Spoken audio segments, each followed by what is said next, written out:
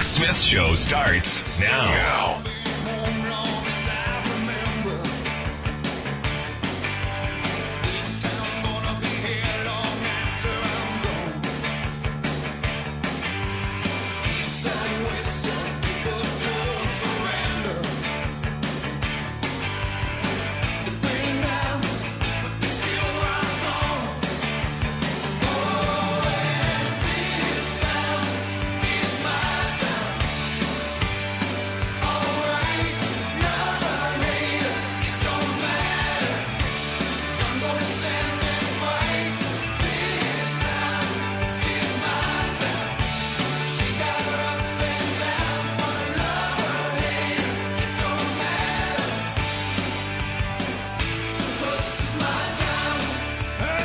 Welcome, brothers, sisters, working class heroes. This is the Rick Smith Show. Thanks for being here today on the big program. Lots of things to get to, lots to talk about. Historic day in Pennsylvania. Historic day here in the big Commonwealth as, well, liquor privatization is upon us. Some calling it modernization. I see it as the beginning of the death of 1,000 paper cuts. First hour, that's what we're going to be talking about. Pennsylvania State Representative Kevin Schreiber going to be here talking about his support of the modernization bill that Governor Wolf signed into law yesterday. Also, we're going to talk with John Meyerson, political consultant and former organizer with UFCW 1776. I'm going to talk about his thoughts on where this takes us. Love to hear your thoughts, questions, comments. 1-888-520-RICK, 1-888-520-7425. Second hour, the Democrats are having their platform hearings today. We're going to talk with Frank Clemente about his proposal for a reasonable, rational, sane, progressive taxation system to help deal with income inequality and help to close that massive gap between the haves and the have-nots. Also going to talk about poverty. Paul Ryan's got another plan. I mean, how many of these things are the Republicans really going to come out with? And I can't wait for the color brochure. I can't wait with the smiling, happy white people. I still remember the one Boehner came out with a couple of years ago, 47 pages of flowery language, and half of them were pictures. So we'll get to that a lot there. Also, we're going to talk with former Clinton White House spokesperson Bob Weiner about the Ryan plan. And also, how does Hillary turn back some of the emails that I've been getting from folks who are saying, never voting for Hillary. And to those folks, I say, look, I love Bernie Sanders, too. In fact, one of the first guests we ever had on this program over a decade ago. I have been on the Bernie train for a very long time, but the reality is now it's over. And I don't like it any more than anyone else, but it's over. It's now time you have two choices. And whether what you think of Hillary or good, bad, indifferent, I don't care what you say, better than the Donald. And I look at Supreme Court. I look at who she puts into regulatory positions. I look at the NLRB. I look at a lot of the oversight stuff and a head above where I believe the Donald would go. So there's where my thoughts are. I'd love to hear your questions, comments, all of that. And before we go into all of that stuff, the big privatization bill. I know, Rick, it's modernization. Yes, I know. The changes are pretty incredible. In fact, there will be no restrictions on hours to sell alcohol. No restrictions on hours, no state-mandated holidays, or no restrictions on Sunday operations of state wine and spirit shops. So as I'm getting this, the state liquor stores can be open 24/7. So when you're having that 3 o'clock in the morning, kind of the bars are closed, let's hit the state store kind of thought. This is how I'm getting this. Could be wrong. They're also talking about opening up a loyalty program, which I got to be on, and a rewards program. I got my little punch card. I bought 10 bottles of Jack this week. Give me my little keychain or coupon. So there's going to be some of that. They're going to allow some flexible pricing to allow state stores to offer discounts and sales, which I don't know why they need legislation to do that, but this is part of it. They're going to allow bars and restaurants and hotels and restaurants with license to sell up to 4 bottles of wine for takeouts. They're going to allow grocery stores that currently sell beer, like Wegmans, to sell up to 4 bottles of wine. They're going to allow the casinos, and I love this one because, while you're out there doing your vice gambling, you can do your vice drinking. Yes, 24/7 at the casinos. I don't believe that you can consume liquor on the gambling floor yet. They'll get to that in the next bit. Because as Mike Turzai has pointed out, the Speaker of the Pennsylvania State House, that this is just a step. This is the first step. Now, for all of you who think this is the end of it, it's been, I don't know what, most of my lifetime we've been hearing, the cranks and the profiteers going, hey, we want this asset. Well, congratulations. They got a huge part of it.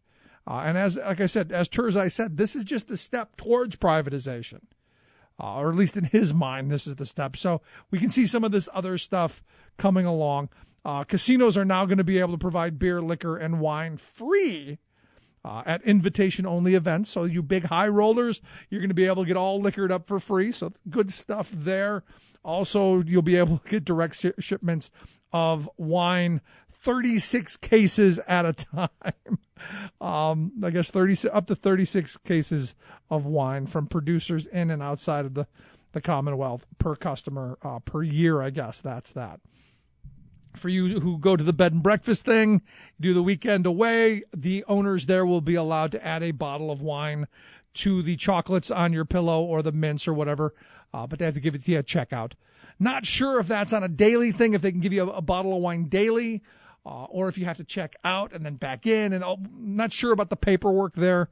Love to hear how that's going to go. Now, this is the part that gets me. And the part that's really been interesting to me is, there's been talk of, we're not going to expand the number of states, number of stores. Alcohol is not going to be as pervasive as everyone fears. There's not going to be liquor stores on every corner. It's not going to be like Washington, D.C., for instance, where it's dry cleaning and liquor and sandwiches and liquor and, hey, we'll park your car with liquor. The claim was it wasn't going to happen this way. But as I'm reading through the information that we know, there will be up to 50 of these licenses per year per county to be auctioned off. Now, just really quick math, that's another 3,350 outlets per year. Is there a cap, or do we end up going 3,350 this year, 3,380 next year, and so on and so on and so on, until eventually you get to the point where you're now over your liquor on every corner. That's one of those questions. Now, on the positive side, they're claiming we're going to bring in an additional revenue of about $150 million. I'm assuming that's more consumption, and maybe like $10,000 for the license. Who knows? But $150 million is a far cry from the $6 billion where we started out back in 2011. Because as you remember, the conversation, we're going to bring in $6 billion, solve all of our problems. We could just have liquor right next to the Tic Tacs. It'll be great. $150 million is where they're at now. And then I have a whole bunch of questions about what are the costs by putting more alcohol on the impulse shelves, by putting beer in gas stations. Because I'll be honest with you, when I was 16, 17, 15, going backwards, 14, beer was easily accessible in Cleveland. And we used to play this neat game called go through the drive-thrus and buy a can of beer and drive around and drink all night. Now, granted, this is back in the 80s. This is a while ago. But I don't see that kid mentality changing much. Who's going to pay for the external cost? And who's going to pay for the enforcement? These are big questions that I have. A couple of good things, though. No powdered alcohol. Powdered alcohol, bad. The liquid stuff, really good. So buy up.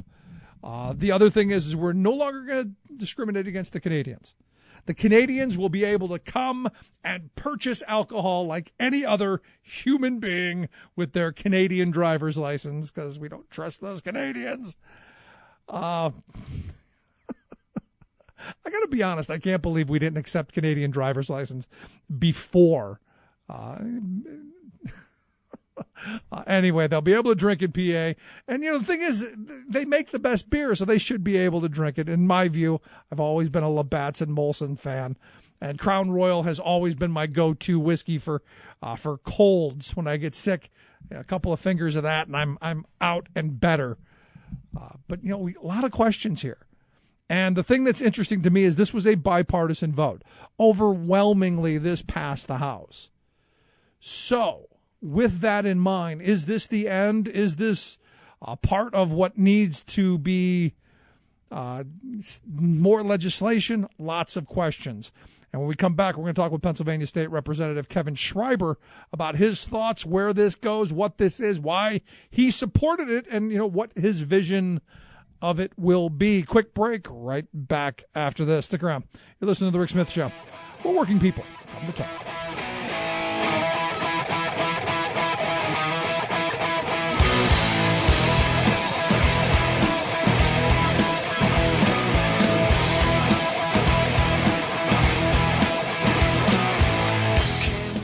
I'm Rick Smith, and this is Labor History in 2.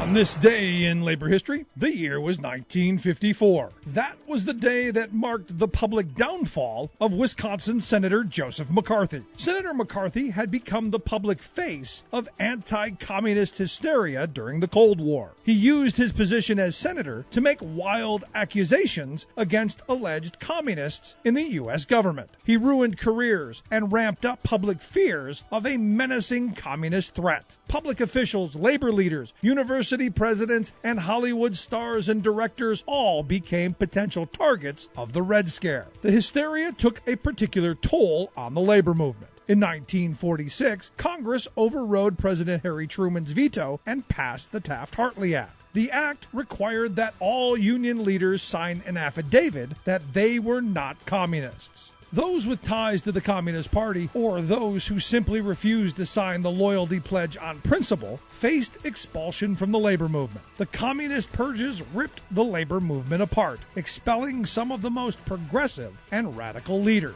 Senator McCarthy was the public face of the anti-red witch hunts, but some in the public began to question his bullying tactics. Then the senator made an unfounded claim that the army had been infiltrated by communists. For 2 months, the American public watched as Senator McCarthy conducted televised hearings into the United States Army. Joseph Welch served as the chief legal counsel for the Army. Senator McCarthy accused another lawyer of Welch's firm of having communist ties. Angered, Welch asked, "Have you no sense of decency, sir? At long last, have you left no sense of decency?" Many in the public watched the testimony and wondered the same thing. McCarthy's popularity and power was finally checked. Chances are, when you took a shower this morning, an AFSCME member made sure that water was clean. When you drove to work, an AFSCME member maintained the road. When you rode an elevator, an AFSCME member inspected it. I'm David Philman, Executive Director of AFSCME Council 13, the American Federation of State, County, and Municipal Employees. AFSCME members enforce regulations, keep prisoners behind bars, take care of patients, protect the environment, and more. The work isn't glamorous, the salaries aren't high, but AFSCME members serve the public in every aspect of our daily lives. Chances are, you'll never see that AFSCME member working in a sewage plant, diving underwater to repair a bridge, or answering a 911 call. But aren't you glad they do? For more information, visit AFSCME13.org. We are AFSCME. We make Pennsylvania happy!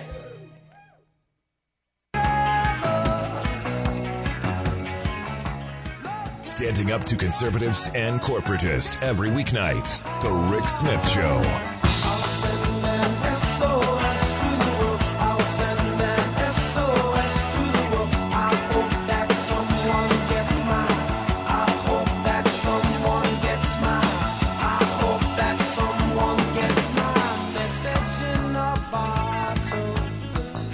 back to the Rick Smith Show. Check out the website, thericksmithshow.com. So what is the message in the bottle? As Brian points out, this is another attack towards privatization. Mike Turzai has been very clear. This is the first step towards it. Have we just opened the door to giving away a state asset? And that's part of the big question that goes along with this.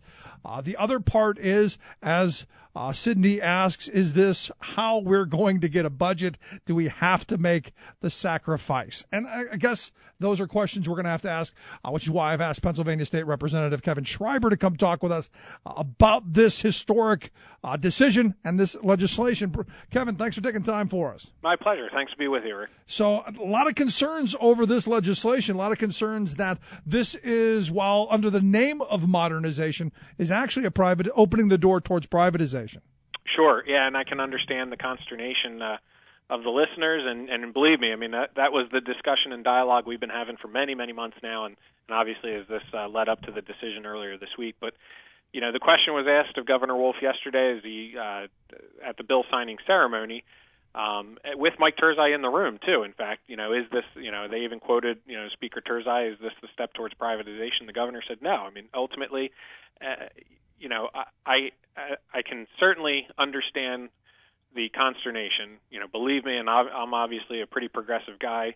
I think ultimately, and my goal with this, and I've, you know, talked for a few years now about this, is, you know, we know from polling that Pennsylvanians don't rank privatization of liquor as a high priority in the state. No. But we also know that they would like some added conveniences and some modernization of the system itself. We, as the legislature, we control how our PLCB does business. And unfortunately, for many years now, the threat of privatization has loomed, and we've had, you know, the ideologues that have been pushing for it. So anytime we introduce legislation simply to allow greater flexibility for our PLCB to operate more efficiently as a business, it's, you know, it goes to the hilt with privatization. So if I'm getting you right, so what you're saying then is you've got the forces on the far right who said we're not going to allow you to do anything other than privatization. So if we can't get what we want, we're going to take our ball home, go home, and nothing gets done, and we get stuck with archaic rules. And it becomes a self-fulfilling prophecy where let's watch this thing fail because we will control the strings and not allow it to operate efficiently, so that when it fails, we can point at it and say, see, we told you so, and then force the issue of privatization. I think, you know, the goal here is I do believe that by adding those conveniences for consumers, by allowing, you know, the beer sale at gas stations and convenience stores, allowing wine at grocery stores, I think, and my hope is that completely deflates the privatization argument. If you allow a consumer the convenience that they want to just get the beer and wine at the grocery store, I believe that pushes privatization as a priority off the charts, off the radar. It's not even an issue anymore. There will always be folks in that camp. There will always be ideologues that will never lay that ball down, and they'll keep running with it. But we got a governor now that has said, look, this is a historic bill. This was modernizing the system to allow for that. It's going to drive more revenue to the system as a whole. And if we really preach, and we hear it all the time, and your listeners know it, and we hear it constantly, and it drives me nuts, you know, everyone says we should run government like a business.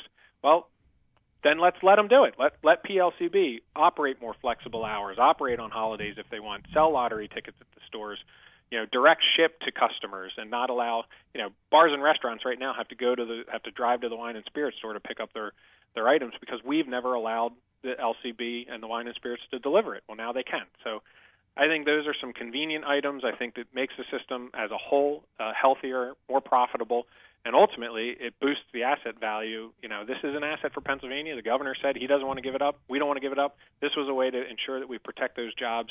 We protect the unionized jobs.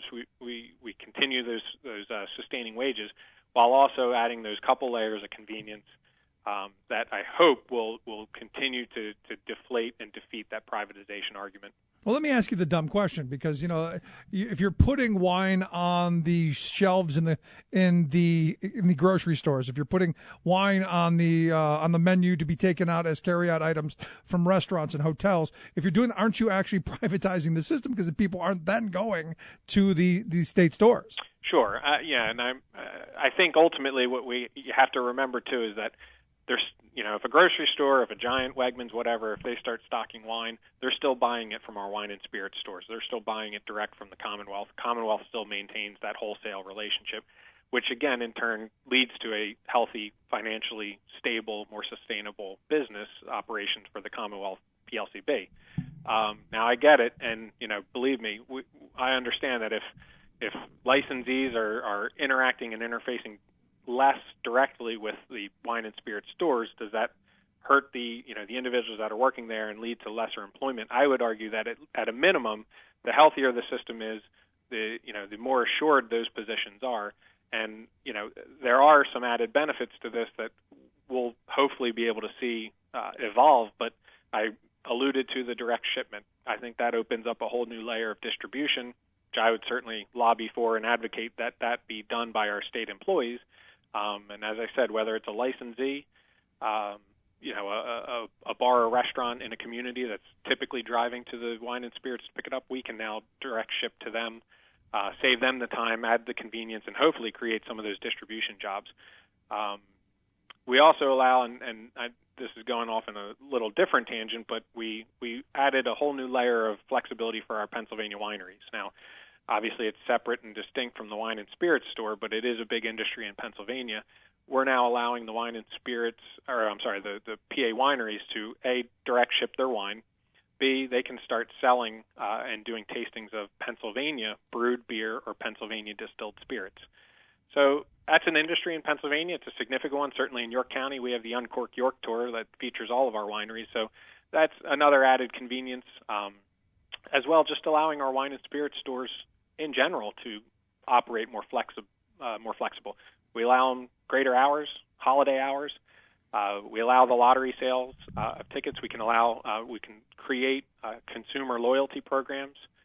I think all of those things are good things. I think they're going to help, bring more people back into the stores and continue to drive that traffic. And obviously, I think, in the grand scheme of things, this was a compromise package. There is no perfect bill out there, but this does add those convenient items that I think will really defeat that argument.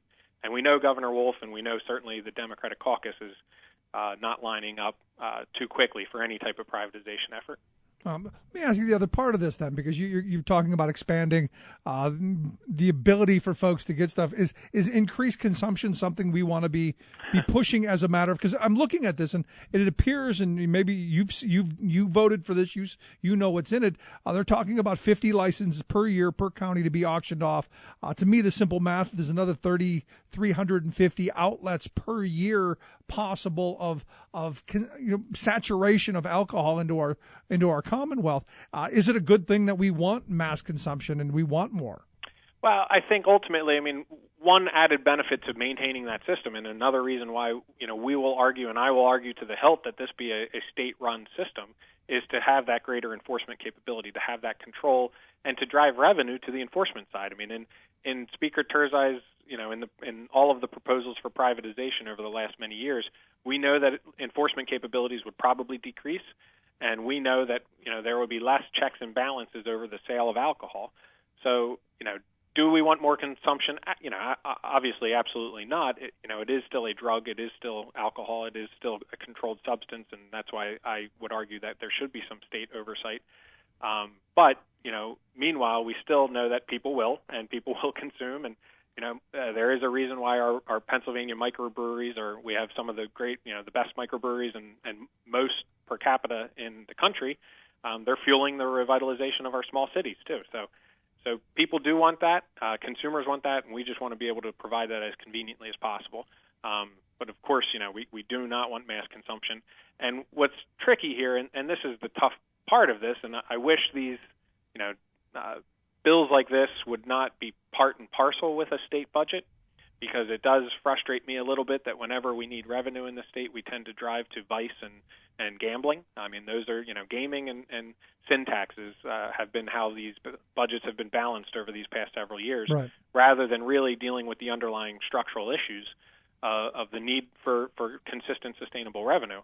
So now, obviously, this is likely part of the budget negotiations. It is a considerable piece of it, and we have to understand the simple fact that, unfortunately, the Republicans have the majority in the House and the Senate. Now, that was my next question, Kevin. How much of this was an olive branch and how much arm twisting went into getting this as that olive branch to get something done in an election year so that we don't have, Christmas singing All I Want for Christmas is a budget. Right, exactly. I mean, I think, it's unquestionable. I mean, there's no doubt that this is part of the dialogue with the budget. And I know the governor is obviously trying to separate some of these things and take them as standalone, still, driving the point home that we need sustainable revenue. We need to eradicate this deficit. We need education funding. I mean, he has certainly proved his merit over this rough year for everyone that we've had during the impasse. As I said, it's a shame that some of my conservative colleagues tend to go quickly to gaming or to sin taxes when we need revenue, because ultimately, as we've seen, it doesn't generally drive the revenue. It's certainly not enough. Even at the higher numbers that are estimated for this move generates approximately $150 million. We've got over $2 billion deficit. This is not closing the gap. This is a small piece of it, but it's been a high agenda item.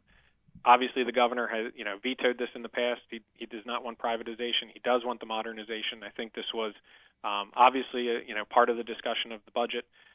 But ultimately, I think, one important message, and I tried to make this clear just the other day, talking with some colleagues, in the past 4 months, we've had medical marijuana, basic education funding formula, a historic sexual abuse victims' rights bill that passed the House, still has to go to the Senate, but a significant bill that was a heavy lift, and now liquor modernization. I think it is worth noting that in 4 months we've had 4 very significant pieces of legislation, and there is some credit due to the governor and his willingness to try to bring these folks together, bring them to the table, and try to seek that compromise, which at the end of the day is what Pennsylvania wants, and we do want to move forward. We don't want to be stuck in this long, drawn-out, and rather painful budget impasse process, and it ultimately is good for no one, and it only hurts the most vulnerable in the state. So if I'm hearing you right, you're pushing back against my state representative, Stephen Bloom's frame that the Democrats are now siding with the Republicans because our governor is so ineffectual and unpopular. You're kind of pushing back on that. I couldn't disagree further. I think it should not be understated that we've had these pretty significant milestone achievements in Pennsylvania that, but for having Governor Wolf, we probably wouldn't have. Certainly medical marijuana, that has come up in past years and has been repeatedly defeated. That was pretty significant. The governor coming out and speaking in support of this, what was Representative Rozzi's and then switched over to Representative Marsico, but his bill on protecting sexual abuse victims. Basic ed funding formula, the governor from the beginning, this is what he ran on. He ran on equitable funding. He has said that we need the funding formula. It's based on what the commission presented. He even wanted to include the restorative piece, which obviously did not pass muster. But, here's a guy that's still arguing left and right and will continue to take, the punches necessary to get greater education funding as a whole across the state and eradicate this deficit. I'm hoping that we get something done on the budget, and I'm hoping some of it comes with education funding, because I think you brought up the fair funding formula, which I think is important. Now the other important part is to actually fund it. Yeah, exactly, right. And I think that again, that should not be lost on Pennsylvanians as a whole. This funding formula is long overdue.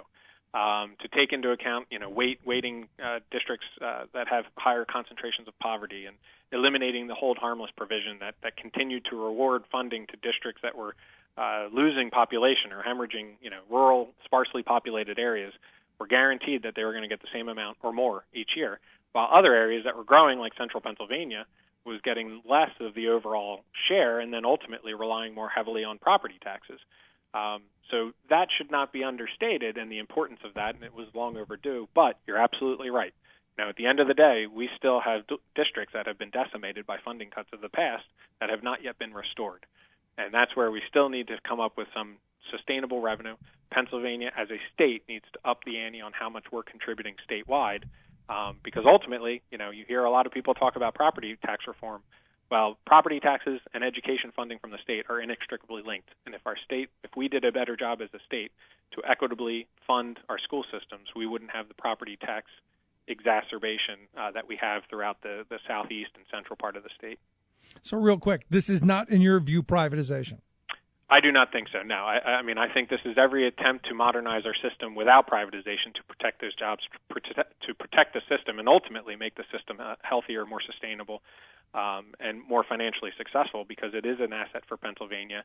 And if we, as I said at the beginning, if we constantly hear we need to run government like a business, well, let's give the LCB the ability to be flexible and to maximize the potential for this incredible asset for the state. And in your view, this isn't opening the door, the first step, opening that crack for privatization to sneak through? I do not think so. I think there will always be a camp of ideologues that are pushing for all aspects of privatization across government, but we'll continue to do what we do, which is push those back and show that government works.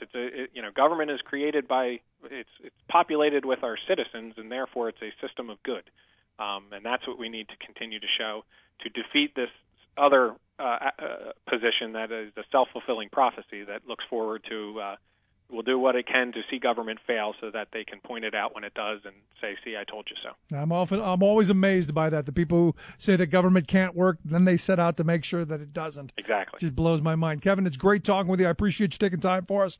Thanks for your thoughts. You got it. Thanks a lot, Rick. Always great to talk to Kevin Schreiber, Pennsylvania State Representative. Quick break. When we come back, we're going to talk with John Meyerson, political consultant, former organizer with UFCW 1776, about his thoughts. Quick break. Right back. USA is drowning in crafted lies. Save the USA and resume the ties that bind. Stop taking all our money and shipping it offshore. Do the job you're in the good for. Saving work in America, one show at a time. The Rick Smith Show. This is Solidarity News on Radio Labour. This is a Radio Labour special report recorded on Thursday, June 9th, 2016. I'm Mark Belanche. Unionists at the conference of the International Labour Organization in Geneva this week attended a special session on the elimination of child labor. Globally, there are about 168 million child laborers. The ILO is the UN specialized agency focused on matters of work in the world. It creates minimum standards of work called conventions on matters such as hours of work, maternity leave, collective bargaining, and other issues. If a country adopts a convention, it becomes part of the country's legal infrastructure. The ILO has created two conventions, 138 and 182, about various aspects of child labor. One of the key speakers at the special session on child labor was Philip Jennings, the General Secretary of UNI, the Global Union for Skills and Services. The time for excuses from business is over. If a business can subcontract its tax affairs to some remote destination, there is no excuse whilst they can't discover in their supply chains where their suppliers are using child labour. The time for excuses is over. The political winds have changed. We have the Ruggie principles in place. We have OECD guidelines in place.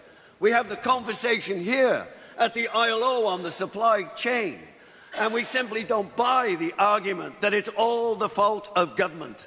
We want business to accept its responsibility and to work with the social partners and local governments to ensure that child labour isn't a reality. Globally, as a global union movement, each of the global unions is engaged in this campaign in their different sectors. Each of us have global framework agreements with business. We enter into a conversation about human rights and about trade union rights and collective bargaining, and ensuring that 138 and 182 are applied in the life of the business, locally and on the ground. Give the right to organise, the right to negotiate, and a right to a voice, and then we can help eliminate the extent of child labour that we see. We will never give up in this endeavour until we have eradicated child labour from this planet. It remains a priority for us. It remains a priority for local unions, unions in each of the continents, and at a global level. It is clear that we can get the job done.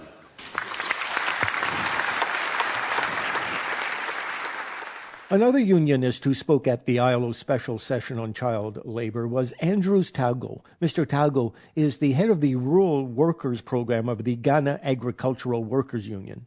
We believe that it is time to call child labor history, and it is everyone's responsibility. I'm just sharing with you a model that the trade unions and the employers and the tripartite general have developed together at a community level that we call the Toko model. When we say Toko, Toko is a small village on the Volta Lake in the Volta region of Ghana, a community that decided to develop systems, to activate its own systems to ensure that every child is in school. In Pando Toko, in the Volta region, children as young as 5 get up early in the morning around 4 a.m. to go into the lake to cast out nets. And in the process, they subject themselves to inhumane weather conditions. In the afternoon, when the nets that they have spread gets entangled in the Lake Volta. The Lake Volta is a man-made lake, so it has a lot of shrubs and trees under the lake. This net gets entangled under the lake, and these children will have to dive down there to go and disentangle and remove the nets. But majority of them do not go to school at all. And it is for this reason that the union began a process of mobilizing the fishermen, mobilizing the fish processors, mobilizing and organizing the communities to address the issues that affect them. That is a community-initiated, community-owned, and community-driven processes that address child labor. Thank you for listening. And remember, it's all about global solidarity. The Rick Smith Show, where working people come to talk. $25 bill now, $30, 30 will give me 30, make it 30 bid, mama $30 will give me 30, who's the bid, $30 bid. Well, that's the question. Is this going to be, is the auctioneer coming in, or are we selling off another state asset? Is this opening the door? Because I got to be honest, I'm reading the Mike Turzai quotes in almost every publication I can find, who's saying that this is the first step. This isn't the end. And, I've heard some people say, look, this is the end. Finally, it's about time we get put this to rest. But you've got those forces saying, no, this is just the first step. We opened the door. It's now time to kick it wide open. And here to talk about this legislation and, what can happen in the coming days, weeks, months, and years, I've asked John Meyerson, political consultant and former organizer with UFCW Local 1776 there in Philly. John, thanks for taking time for us. Thank you, Rick. Boy, I hate that former organizer stuff. Came from your Facebook page. Did it say former? I got hacked again. You never stop organizing, Rick. There you go. All righty. You got me on that one. Let's talk about this, which I know UFCW 1776 is against the privatization of the state wine and spirit shops. They represent the workers there with good, decent, family-sustaining wage jobs. I guess right from the start, what do you think of this? I don't like it, Rick. I don't like it. I don't like it for a number of reasons. One, I've heard some of the talking points that some of the Democratic leadership and some of the Democratic representatives, including your prior guest, are coming up with, and it's balderdash. I mean, I'm on the radio. I can't say what I really think. But, it's not true. Look, and it's not, it's interesting. I heard Kevin say, I don't think, in my opinion, well, you know what? It's not a question of what you think. It's not a question of your opinion. It is a question of facts. In Iowa, in West Virginia, they've started the same way. We'll just give them this and it will go away. But those stores, those states are now totally privatized. And those states have lost revenue that they used to get from liquor, and those states have lost good jobs that used to be provided. It doesn't stop. I understand that Kevin was talking about this issue is driven by some people who are ideological. I'm sorry. Again, not true. This is driven by the chain restaurants and the big box stores, the huge mass retailers who want to maximize their profits by selling liquor. This is not about small businesses. This is not about giving folks a chance. This is about Walmart wanting to maximize its profits. It's about Walmart wanting to sell more, or Giant Eagle, or Sheetz. That's what this is about. They're the people who drive this train. And if those folks didn't give Mike Turzai like $20,000 in the last, just Walmart alone, in the last two cycles, this stuff wouldn't be happening. This is like everything else. Follow the money. Yeah, absolutely. But here's the thing. I mean, Kevin did hit on the point that people want more convenience. So the talking point is by modernizing the state wine and spirits stores, giving them more opportunity to put their products onto their shelves, that would drive more revenue and drive more people buying the product. Do you believe that, or how do you see that? Well, you know what? I do believe modernization. As a matter of fact, United Food and Commercial Workers, before that, retail clerks, have been the people driving modernization. As a matter of fact, some of the stuff that is in this bill that I like was United Food and Commercial Workers helped write. Gene DiGirolamo, a Republican from Bucks County, has a major modernization bill that has just sat around. That has included Sunday sales. It's included lottery. It's included, being open on, some more holidays, flexibility in hours. But when we costed out that bill, that's not where the money was. The money was in other things we wanted to do, like give the LCB more leeway in pricing, keeping it uniform, but pricing different items in a way that they do in a private market. It was talking about doing things like shipping out, let the LCB be the buyer for, let's say, Alabama. The state of Alabama, which still controls the sale of hard liquor, and be able to use that to the stuff. That's where the money was. Okay. And this doesn't do this? The big chunks of money. So I don't think that this bill, the way it is written, comes close to $150 million. So why do you think that number was thrown out? Do you remember Small Games of Chance?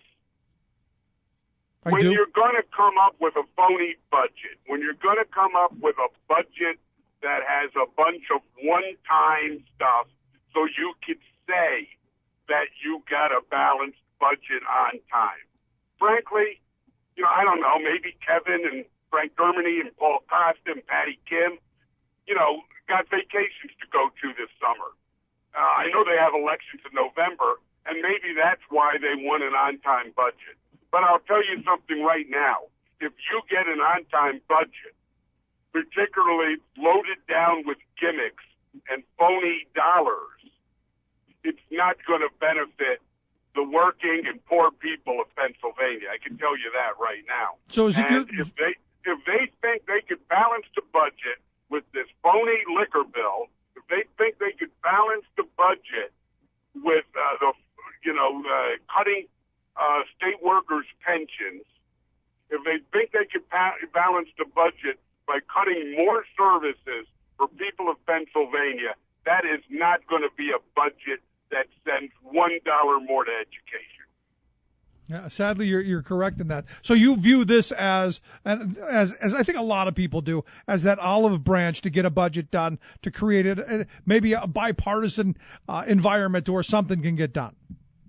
I think that's part of it, and I also think that there are people, Democrats, who are close to some of those retailers that I talked about, that have always supported this, and they saw their chance to do it.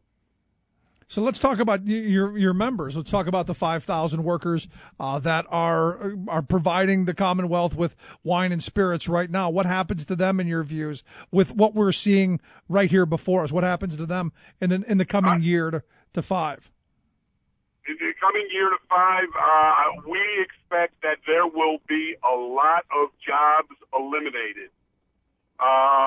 For the simple feeling is, look, everybody's talking about convenience. Oh, people want convenience. People want convenience. And in fact, they do. But here's what happens with convenience. People are not they're going to buy what they can in the supermarket or the convenience store. They're not going to shop. They're not going to look for the greatest item. I'm sure there will still be some, people who are wine connoisseurs who are going to be looking for the chairman's selection.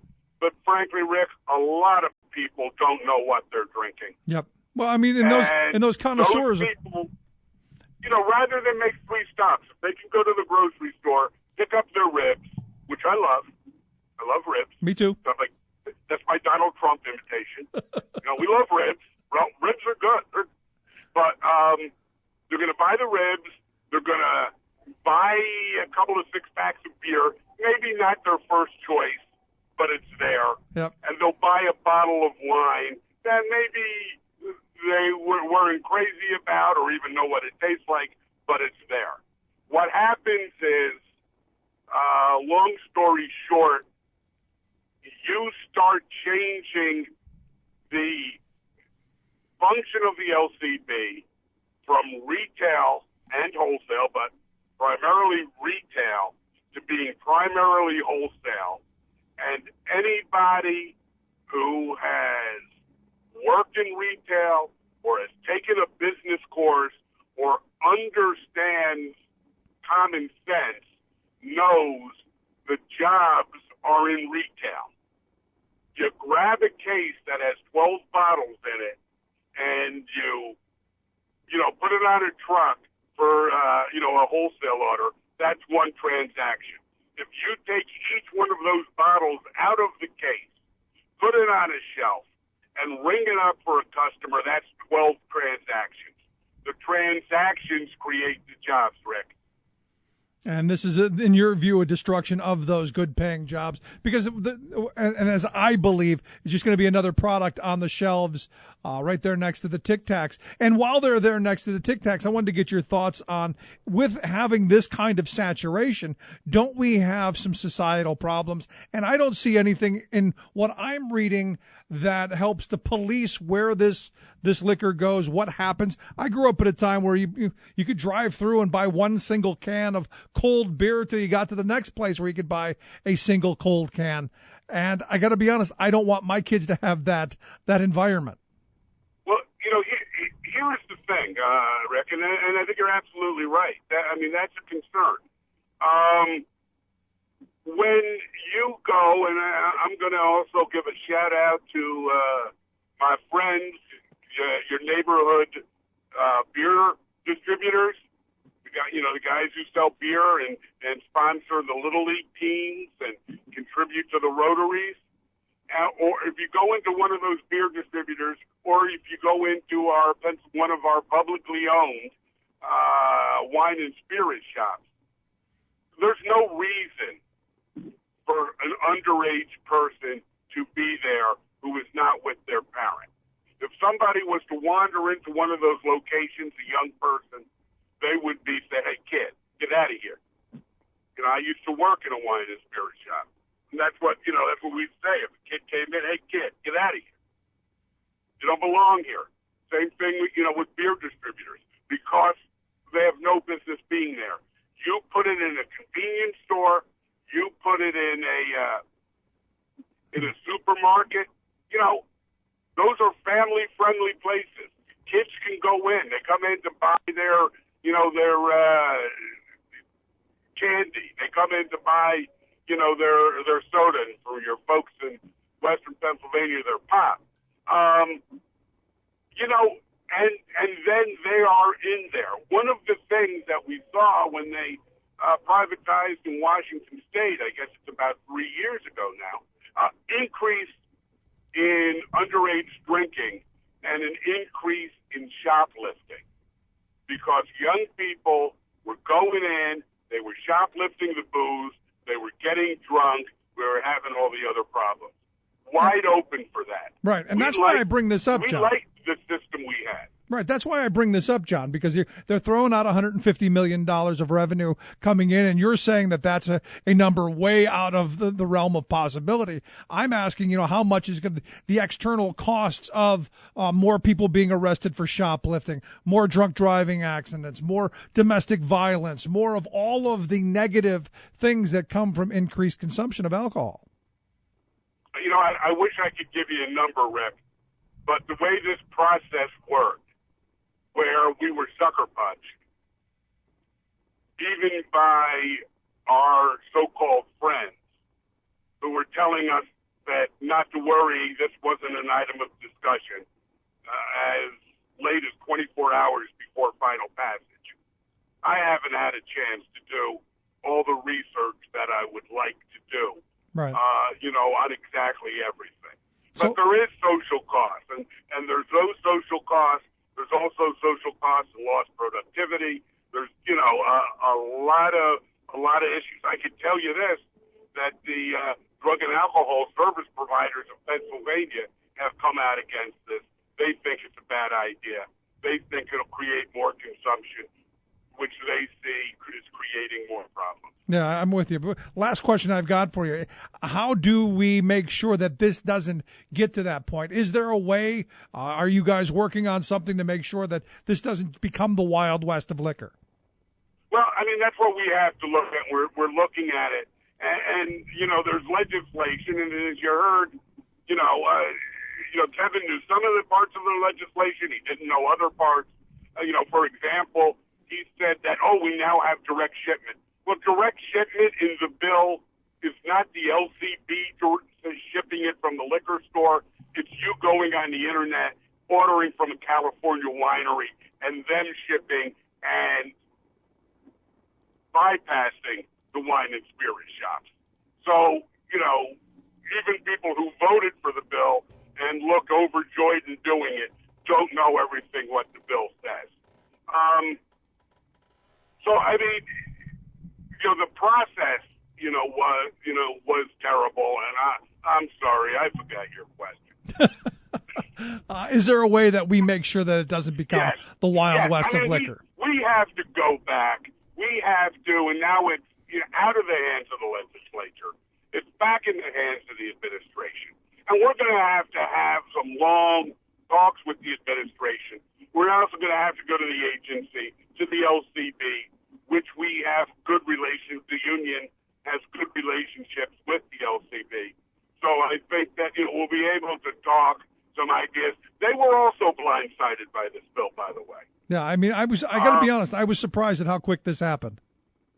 So, we're going to have to go through and figure out what it is and make sure that the regulations are in place so that it helps preserve the health and safety of our communities, the revenue that the LCB is going to generate. Because this bill, despite what Kevin says, by forcing the LCB to sell to these folks in a discount, does not bring in money. It loses money. And we're also going to have to find a way to preserve those jobs, because those jobs also help to sustain communities across the Commonwealth. And that is the question. John, I appreciate you taking some time for us, giving us your thoughts, and I look forward to talking again as this moves down the road. And any die. Fantastic. Thanks so much, John Meyerson, political consultant and organizer with UFCW 1776. Again, I'd love to hear your thoughts, questions, comments on what do you think? This is a good idea, bad idea? You can email me, rick@thericksmithshow.com. If you've missed any of today's program, thericksmithshow.com. That's where you go to get the podcast, the Rick Smith Show app on the smartphone. Take the program on the go wherever you go. And as always, you can email me, rick@thericksmithshow.com. When we come back, going to talk about the Democratic platform hearings going on today. Lots of stuff to get to. Quick break, right back. Stick around. Listen to the Rick Smith Show.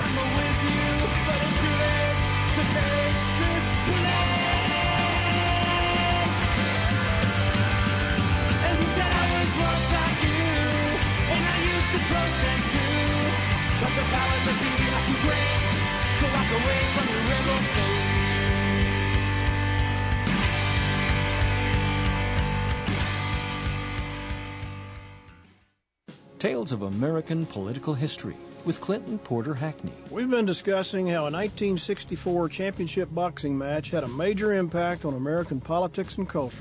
Cassius Clay had stunned the sports world with a pre-fight show of dancing, poetry, and taunting. But when he pulled off one of the biggest upsets in boxing history with a win in the 7th round over Sonny Liston, he made the world notice. As the technology of television broadcast his image and sound, he did shock the world. He jumped in the air and delivered a rant that will never be forgotten. I'm the greatest fighter that ever lived. I talk to God every day. I shook up the world. I am the king of the world. I am pretty. I'm a bad man. Our politics would never be the same. Shortly after the fight, Clay announced he was changing his name to Muhammad Ali and joining the Nation of Islam. Join us again for his impact. This is Clinton Porter Hackney at cphackney.com. You're listening to The Rick Smith Show. For more information, go to thericksmithshow.com. If you've missed any portion of the program, you can download the podcast at thericksmithshow.com. You're listening to WIN, Workers Independent News, a production of Diversified Media Enterprises. I'm Doug Cunningham. American Federation of Teachers President Randy Weingarten says Hillary Clinton's history-making achievement of becoming the first woman to be the presumptive presidential nominee of a major political party reaffirms the promise of America. Weingarten says Clinton's vision and her journey stand in stark contrast to the Republican Party's nominee. Weingarten says Clinton is a leader who breaks down barriers and lifts people up, compared to an unapologetic bigot who wants to build walls and won his nomination by stoking fear and hatred. GOP U.S. Senator Mark Kirk of Illinois is withdrawing his previous endorsement of Donald Trump. He's the first Republican U.S. Senator to do that. Meanwhile, an Iowa Republican State Senator, David Johnson, has quit the GOP over Trump's nomination. Johnson is comparing Trump's campaign to the rise of Adolf Hitler. The feds have arrested New York City union leader Norman Seabrook on charges that he invested $20 million of his union's money in an annuity for which he allegedly received kickbacks. Seabrook is president of the New York City Correction Officers Benevolent Association. Seabrook's attorney, Paul Schechtman, told the New York Times, Norman Seabrook has spent his life fighting for correction officers. One should not expect him to stop fighting now. Hedge fund financier Murray Huberfeld was also arrested on federal corruption charges for his role in the alleged crime. New Jersey governor and Donald Trump lover Chris Christie vetoed raises for union workers proposed by the Delaware River Port Authority. Workers in 3 of the unions haven't had raises in 5 years. DRPA Chairman Ryan Boyer says Christie's veto scuttles diligent work done in good faith to arrive at a compromise agreement for the workers. Workers affected are members of the IBEW, Teamsters, and operating engineers. The minimum wage in Washington, D.C. is headed up to $15 an hour by 2020. The D.C. City Council unanimously approved the $15 wage. D.C. Mayor Muriel Bowser says that she will sign the council's $15 minimum wage ordinance. The $15 wage will be phased in between now and 2020, and it will be tied to inflation. The current minimum in Washington, D.C. is $10.50 an hour. Brought to you by Union Active, your certified iOS and Android mobile app developer, offering high-quality, union-made mobile apps backed by a support team which upgrades your product to every new mobile operating system. Features, pricing, and examples are online at unionactive.com. Brought to you in part by the Alliance for American Manufacturing, working to build coalitions between business, labor, legislators, and activists. Information about our mission to strengthen American manufacturing and rebuild the middle class through smart public policy is available online at americanmanufacturing.org. You've been listening to WIN, Workers Independent News. For more information, visit laborradio.org. The man who sends the investor class diving for their tax shelters. Rick Smith. At every trough you stop to feed. With your arrogance, your ignorance and greed. Now here come the cuts and redundancy. Through the absolute indifference, the avarice, incompetence, your arrogance, your ignorance, your greed. Welcome back to the Rick Smith Show.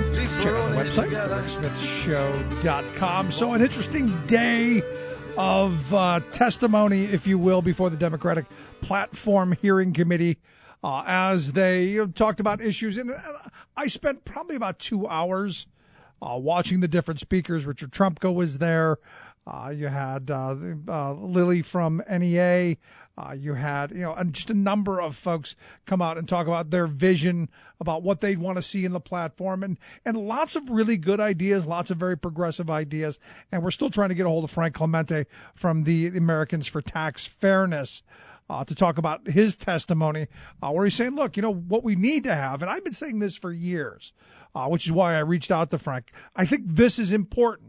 This is one of those things that Democrats should be fighting for. And that's what these platforms really are about. If you're truly a Democrat, you should be choosing, what is it in our belief structure that we want to continue to push, and what we as a party, what we as a believer in the principles of the party, what it is we stand for. And tax fairness is one of those. Where the right has kicked our behinds and kicked Democrats behind overall is they've pushed this idea of a flat tax. Everyone's going to be a flat tax and it'll be fair. Everybody will pay the same. The reality is they don't. Sadly, we don't. And honestly and truthfully, what then ends up happening is you will have a system where there's not enough money to pay for what we need to have done, which means that then you're going to be reaching into your pocket to pay for other things. This is my frustration. You go back to the golden age of our economy. And, this is just fact. It is what it is. There's really no argument here. You go back to the golden age of the economy, which most of my friends idealize the 1950s. There was a tax rate that was 92% on the top marginal folks. The people you making $1.6 million a year in today's dollars back then, what you ended up with was a scenario where, hey, guess what? You were paying 91% on that dollar over $1.6 million. Now we don't have that high of a tax marginal rate. Now understand, no one paid that. No one paid that 91% because there were tons of loopholes, and we incentivized all kinds of behavior, and people used the tax code to get out of paying that high rate. But there were things that we had said as a society we want you to invest in. We want to incentivize certain behaviors, and we did that. So as I look at the idea of having a progressive tax code, one that allows us to do better with regards to infrastructure and education, and have the money to invest instead of constantly giving out huge tax breaks and saying, oh, hey, not a big thing. It is what it is. To me, this is one of those things. And when we get Frank on the line, we'll hammer through some of that. But some of the other things that I think are important to be involved in this platform are expanding Social Security. I think that should be a huge part of it. We know there is a retirement crisis coming. We know that the vast majority of working people in our country are not prepared for retirement and don't have retirement security because guess what? The last 30, 40 years of abolishing and eviscerating pension plans has been allowed to happen in the private sector. I remember the 80s and 90s where companies were just raiding the fund and then going, oh, sorry, we're broke. And a judge would go, okay, you're broke. We'll write it off. And who got stuck? The workers got stuck. But you're fine. You'll be on the back of the PBGC, which picks up about 30 to 35% of the pension obligation. So what you're going to have is you're going to have a bunch of people my age and older going, hey, we're getting into retirement age, and no way to do that. So for me, expanding Social Security, that should be a no-brainer. Expanding Medicare, opening it up, like I said, Medicare for All should be a central tenet of this platform. I know it will not be because everyone's hell-bent on the Affordable Care Act, and I understand. I get it. But at least opening it up for older people who are at the end of their work lives, maybe someone 55, 60 years old who's not going to make it to 65 or 67, maybe opening it up and allowing them in. We got to talk about what we're doing with students in college. We've got to talk about working on increasing the minimum wage, getting money out of politics. There's so much to this. And as I was watching, these discussions and watching the speaker speak, Lori Wallach was talking about trade, going, this is no-brainer stuff. This is what the party should be focused completely on. Get away from the divisive stuff. Get away from the social ill stuff and focus on how do we make sure that working people have the ability to go through life, make a decent living, work hard, play by the rules, get ahead, and have retirement security and health security. Those are the kitchen table mainstream issues that I think most average voters are most concerned with. Get away from the bathroom issue. Get away from a lot of that stuff. Stick really heavily on how do we turn this economy around. Because the right wing is doing this. They'll throw some red meat out there, going, go ahead, fight amongst yourselves, and then they come out with here's our plan, and our plan is to make things worse for working people. We're going to empower employers. We're going to give them the ability to take more, and of course more tax breaks and more all of that. But for working people, not much. And the central tenet of the Democratic platform, and I know this isn't going to be there, should be to fix our broken labor law system, to fix what has been, 50 years in the destruction. Well, 80 years in the destruction. Go back to the original intent, to the framers of the Wagner Act. Go back to the original thought of we want workers organizing. We want collective bargaining. We want employers and workers sitting down, bargaining for better wages, hours, conditions, and for labor peace. But that's only going to happen if there's no peace. And I predict at some point, in the Chamber of Commerce, I think, is getting kind of the thought of this as well, that here in the near future, we're going to start seeing the strikes. We're going to start seeing the kind of labor unrest we saw in the 30s and 40s because people aren't able to support their families. They're struggling to make ends meet. And that's really what all of the noise that we're hearing with the Trump's campaign. People are ticked off. People they're working hard. They're playing by the rules. And at the end of it, they're not getting anywhere near ahead. And they're looking back at their kids going, man, you're screwed. And until we can go, you know what? There's going to be a path towards the middle class. There's going to be a path towards opportunity if you're willing to work hard and play by the rules. Sadly, those paths have been crushed. I think about myself. I go back just, in my lifetime. I got a kid growing up in a housing project on the west side of Cleveland. Got my first job, worked my behind off, made good money doing it, and worked hard, made good decisions. But it was ultimately the union card that I held in my wallet that made the decision whether I was going to be in the middle class or I was going to be in poverty.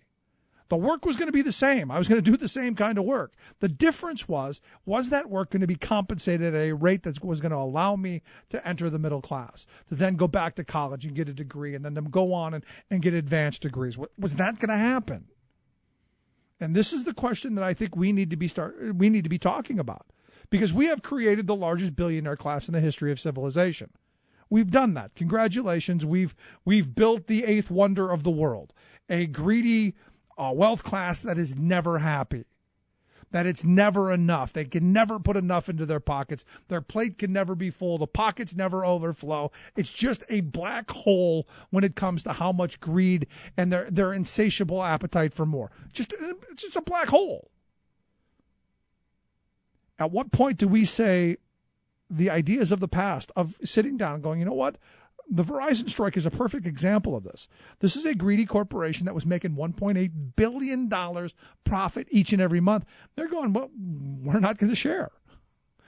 And we're going to then take your jobs and move out of the country because we want more. Because it's never enough. Like the CEO of Caterpillar said, it's never enough. Never going to be enough. We want more. There's always more. And how do we get that? We get that from taking from the workforce. Taking from the people who produce that wealth, taking from the guy who's turning the wrench or digging the ditch or driving the truck or swinging the hammer, taking from them and their families, taking food off of their plates so that the investors and the profiteers can have more. And at some point, we've got to wake up and go, duh, that's what's going on. I have friends who hear me say that, and they go, oh, you're just being extreme, Rick. No, that's not extreme. That's reality. The reality is the pendulum has swung way too far to the corporatist side, way too far to the we need to enrich the billionaire class side, way too far to that extreme. It needs to come back. And the way you do that is by mass action, strikes, collective bargaining, people organizing, taking to the streets, those things, or by sane, rational legislation that brings it back and levels the playing field. You know, I got into a discussion the other day about the overtime rule that the Obama administration put forth. And I said, I got to be honest, for working people, I don't know that's a great thing. All right, we're going to make sure that supervisors don't work excessive hours. That's great, fine. Maybe they come back to the ranks of working people, work fewer hours. Maybe that's it. What's that going to do to help the guy who's flipping burgers? What's that going to do to help the person who's driving the truck or swinging the hammer or doing those other jobs? What's it going to do to help the working class of this country move forward? It's a great idea. It was a good thing. I'm happy. It's been years too late, but at the end of it, you know, what has it done for the mass? And until we start answering some of these questions and deciding where we want to go as a country, we're going to continue to be divided. And I look at this thing with Hillary and Bernie and the mass media and the folks trying to keep us divided so that maybe a Trump walks in and makes things worse. That scares me. It scares me to no end. We'll take a quick break. When we come back, we'll try and get a hold of Frank Clemente again, talk about his testimony. Quick break. Right back. All they want to do is take your money. All they want to do is and take your money. All they want to do is and take your money. You're listening to The Rick Smith Show. I'm Rick Smith, and this is Labor History in 2. On this day in labor history, the year was 1865. Labor leader Helen Murat was born to a wealthy Quaker family in Philadelphia. Helen grew up around the written word, as her father was a bookbinder and seller. In her youth, she attended library school. Using her writing skills, she spoke out for women and children in the workplace. In 1902, she joined Florence Kelley and Josephine Clara Goldmark in investigating child labor in New York City. Upon completion, they issued a report on their findings. The report was instrumental in the state legislature passing a compulsory education act the next year. Helen went on to join the Women's Trade Union League, serving as their executive secretary for New York for 8 years. She founded the Bookkeepers, Stenographers, and Accountants Union. She helped to lead the shirtwaist strike in New York from 1909 to 1910. The next year, tragedy struck the industry when 146 women and young girls died in the Triangle Shirtwaist Factory fire. Helen helped to investigate the causes of the fire, helping to uncover the negligence of the employers that led to the disaster. Helen's lifelong relationship to the written word helped her to become a prolific writer about unions and working people. In 19 1914, she published a comprehensive book, American Labor Unions. In the preface, she explained the purpose of the study, writing, "Newspaper accounts, while stimulating public curiosity, do not give an idea of the movement as a whole." Her book, instead, undertakes to give the labor union's point of view. Helen Murat dedicated her life writing about and advocating for the workers' point of view. She was one of a generation of progressive women who made a lasting impact on the labor movement, child labor,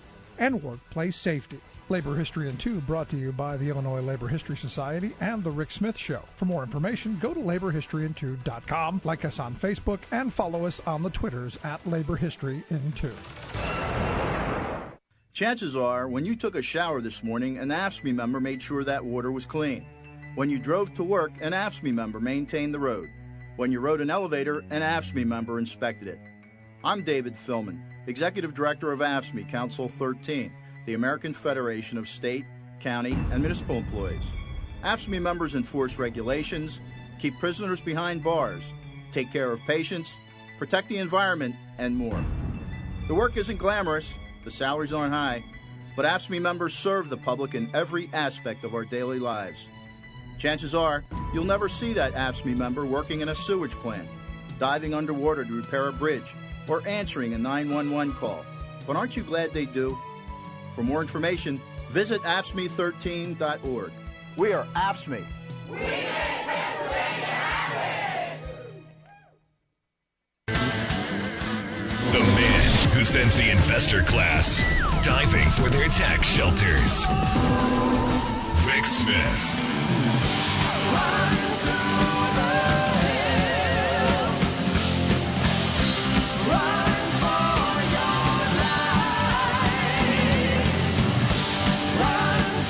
Welcome back to The Rick Smith Show. Check out the website, thericksmithshow.com. So spending some time watching the Democratic Party platform hearing, and like I said, some great ideas, some very progressive, worker-centric policy positions being banged around. One of them that caught my attention was by Frank Clemente. He's the executive director of Americans for Tax Fairness, talking about, how do we close that gap of inequality? Progressive tax code could be that way. Frank, thanks for taking time for us. You bet, Rick. Glad to be here. So, in looking at this, as I talked about in the last segment, you go back to what most people think of the golden age of the American economy, like the 1950s. We had a very progressive tax code back then. Yeah, we had a very progressive tax code, and that enabled us to, afford the things that we're not affording right now. We built the interstate highway system. We had a huge space program. We invested in our cities more than we're able to do now. We did big projects back then, and we're on an austerity budget at this point in time because there's a party in Congress here, Republicans, that just will not let any new taxes be passed. To make the rich and corporations pay even a little bit more. No, I mean it's just not Washington. It's here in Harrisburg where I'm at as well. We've got a recalcitrant Republican House and Senate here who won't allow any budget enhancement to fund education, infrastructure, things that we need. And what I keep hearing is what we need, Frank, are less taxes. We need lower taxes. We need private investment. And I go, that just isn't working, and it's not going to work. Yeah, well, the public doesn't feel overtaxed. I think the public's, their anger, one of the facts I had in my testimony today, Pew did a poll, Pew Research Center did a poll last year, and they found that 3/4 of the public thinks that Washington is essentially run by a small number of really rich people, special interests, and that it's just not doing it's not helping the public at large. Only about 19%, 1 out of 5 Americans thinks that Washington is working for them, and the tax system is the kind of the poster child for this problem. It's just filled with loopholes that corporations and the rich are able to take advantage of. Most of us pay our fair share, but just the people who are the richest Wealthiest do not. Yeah, but here's the thing, Frank. I'm not against the idea of loopholes and incentivizing certain behavior, but you've got to have a tax rate high enough that still allows for those things to happen and still brings revenue. And I go back to 1953 with a 92% top marginal tax rate. Nobody paid 92% because we incentivized a bunch of behavior, but we still brought revenue in and still got the things that we needed done. I'm not against loopholes, but you just got to have a tax rate that's high enough to afford them. Well, I think we have to all look at ourselves and look at our communities and look at our states and say, what kind of an America do we want to have? Do we want to have a strong, vigorous public sector, public services? Do we want good roads and bridges or not? Do we want a strong public safety system? Do we want clean air and clean water? Do we want to make new investments so that we can rebuild our roads and bridges? If we don't, so many people, we got a huge baby boom bulge coming. Going to be a lot of people around here who have a lot of illnesses, and we need a lot more cures, but our research budget on medical cures has been starved. So if we're going to change things, if we're going to live a better life and a more productive life, and if we're going to even have secure retirements, you've got to come up with more money. It's as simple as that. We have been level funded. The way people measure this stuff, the budget wonks here in Washington, is they look at what percentage of the overall economy has revenue been, and it's 18% of our entire economy is where our federal revenue is, and it's going to be that way for the next 10 years. Meanwhile, we've got tens of millions of more baby boomers retiring. They have needs. They have demands. They've paid into a system, but if you're not raising enough money to pay them back, you're short. You got big deficits, and people are going to be barely getting by. So we got to make some changes. But haven't you heard we're taxed enough already? Well, honestly, the polling that's out there says, by and large, the vast majority of Americans feel like they're taxed about enough. Sure, they'd like it to be a little bit less, but overall, they're not complaining too much. What they're really incensed with, 2/3 of the public says corporations are not paying their fair share. They need to pay a lot more, and the same with the rich. And that's where people's anger is focused, and that's what Congress has got to respond to and fix. Right. So let me ask you the other side of this, because I know a lot of my conservative listeners, they're in favor of the Forbes idea of a flat tax, that we should all pay the same because that's fair. If you're fair for fair taxation, well, the flat tax is the fairest. Frank, don't you know? Well, it's interesting when you poll on this. There is a lot of support for it, and the reason I believe that people like the idea of a fair tax is because they think that the rich and corporations, or they know that the rich and corporations are not paying their fair share now, and so if you had a flat tax, at least you would get them up to that minimum tax.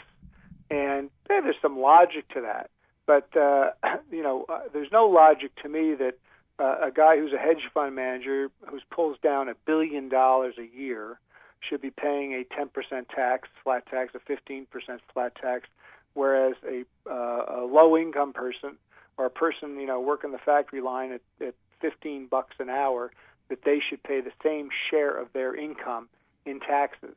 The whole point of our tax system, the progressive tax system, is that it's somewhat of a leveler, not much, but somewhat of a leveler, where those who make the most, those who inherit the most, that they're going to pay a higher proportion of their money than people who are barely getting by.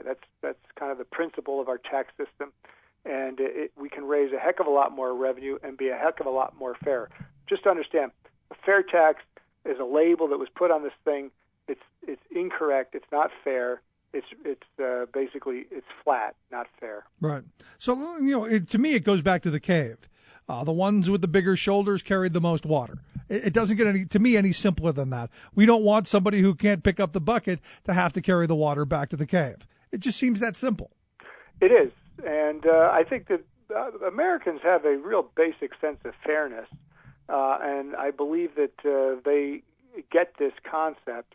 They're just confused by the idea of a fair tax because it's labeled a fair tax because it's a flat. But they think that because it's flat, therefore everybody pays the same tax rate. That's fairer.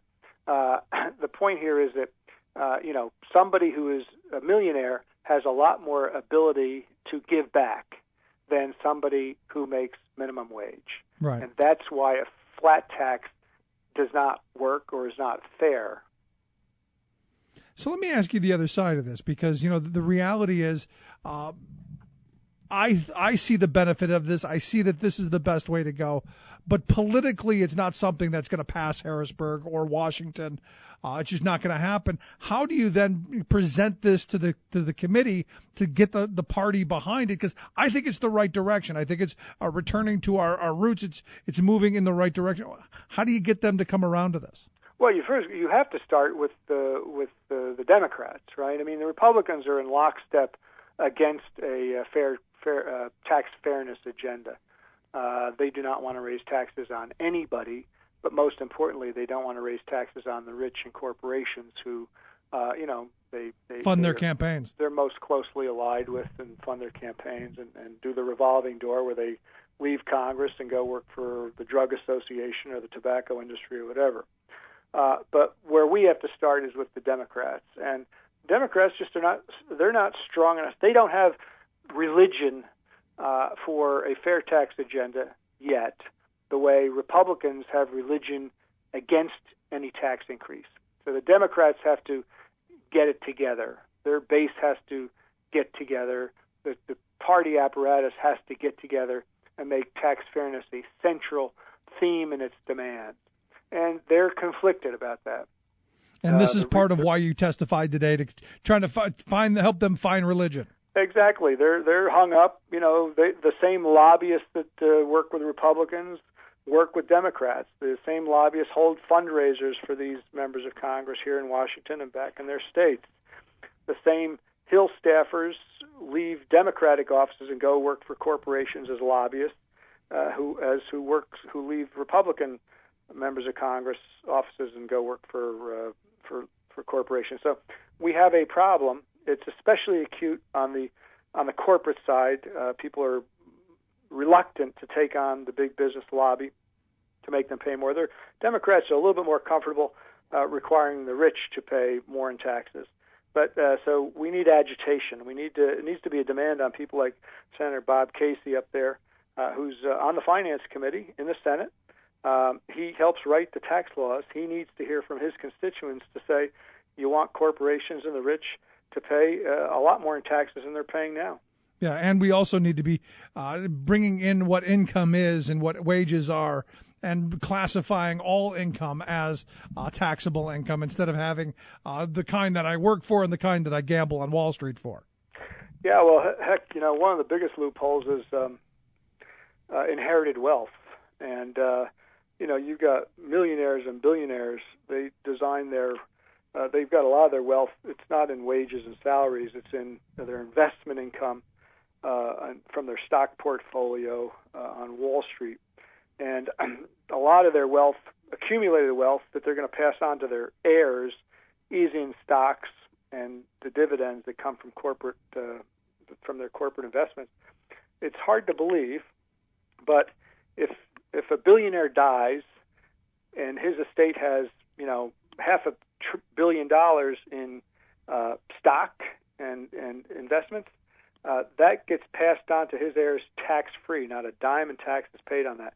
The capital gains that the increased value of those stocks over the 20 or 30 years that rich person held, not a dime is paid in taxes on that money. So we lose several $100 billion a year from that. Wow. That's incredible, which is why I think this is such an important issue. So last question I've got for you. How was your testimony received by the committee, and do you expect anything to come out of it? I think it was received quite well. I was a bit rushed. They had a lot of witnesses to get through today. I don't know. I think, I was in this process once before. I was issues director for Jesse Jackson back in 1988, and he went into the Democratic convention. It was us against Michael Dukakis. The two campaigns sat down together and wrote the platform, and it's a give and take, a back and forth. I think that Sanders and Clinton, as tough as the campaign was, I think that there's not a major cleavage ideologically happening right now. It's a lot of degree, though. I mean, there's a big difference in degree between Clinton and Sanders, but at least they're both sort of on the same side and not looking to redefine the party in a conservative direction. It's much more in a progressive direction. So I think the question is, how concrete, how specific do they want to get? I went back and read the 2012 platform. I did a search for the word tax in it, and it showed up about 88 times, and half the time it was calling for tax cuts. Right. And that the tell for me, and this is there going to be kind of a full-throated endorsement of the need for more revenue in order to create fairness, because it's the right thing to do morally, and because it's a necessity in order to grow the economy and have productive investments. Well, it'll certainly be interesting to see what comes out of your testimony and out of all of the testimony that's been going on. I'm looking forward to seeing that, and when it comes out, I'd love to have you back and talk some more. Take care, man. Take it easy. Appreciate it. Frank Clemente, Executive Director of Americans for Tax Fairness. You want to check out the website? We've got a link at thericksmithshow.com. Just click on Frank's name. We'll get you out the video of his testimony today so you can see what he had to say. Quick break. Right back. Stick around.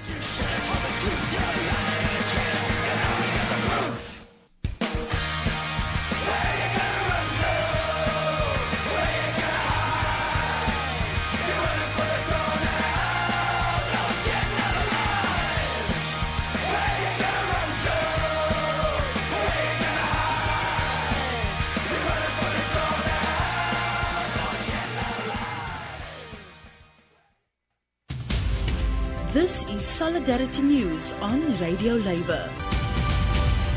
This is a Radio Labour special report recorded on Thursday, June 9th, 2016. I'm Mark Belanger. Unionists at the conference of the International Labour Organization in Geneva this week attended a special session on the elimination of child labor. Globally, there are about 168 million child laborers. The ILO is the UN specialized agency focused on matters of work in the world. It creates minimum standards of work called conventions on matters such as hours of work, maternity leave, collective bargaining, and other issues. If a country adopts a convention, it becomes part of the country's legal infrastructure. The ILO has created two conventions, 138 and 182, about various aspects of child labor. One of the key speakers at the special session on child labor was Philip Jennings, the General Secretary of UNI, the Global Union for Skills and Services. The time for excuses from business is over. If a business can subcontract its tax affairs to some remote destination, there is no excuse whilst they can't discover in their supply chains where their suppliers are using child labour. The time for excuses is over. The political winds have changed. We have the Ruggie principles in place. We have OECD guidelines in place. We have the conversation here at the ILO on the supply chain. And we simply don't buy the argument that it's all the fault of government. We want business to accept its responsibility and to work with the social partners and local governments to ensure that child labour isn't a reality. Globally, as a global union movement, each of the global unions is engaged in this campaign in their different sectors. Each of us have global framework agreements with business. We enter into a conversation about human rights and about trade union rights and collective bargaining and ensuring that 138 and 182 are applied in the life of the business, locally and on the ground. Give the right to organise, the right to negotiate and a right to a voice, and then we can help eliminate the extent of child labour that we see. We will never give up in this endeavour until we have eradicated child labour from this planet. It remains a priority for us. It remains a priority for local unions, unions in each of the continents, and at a global level. It is clear that we can get the job done.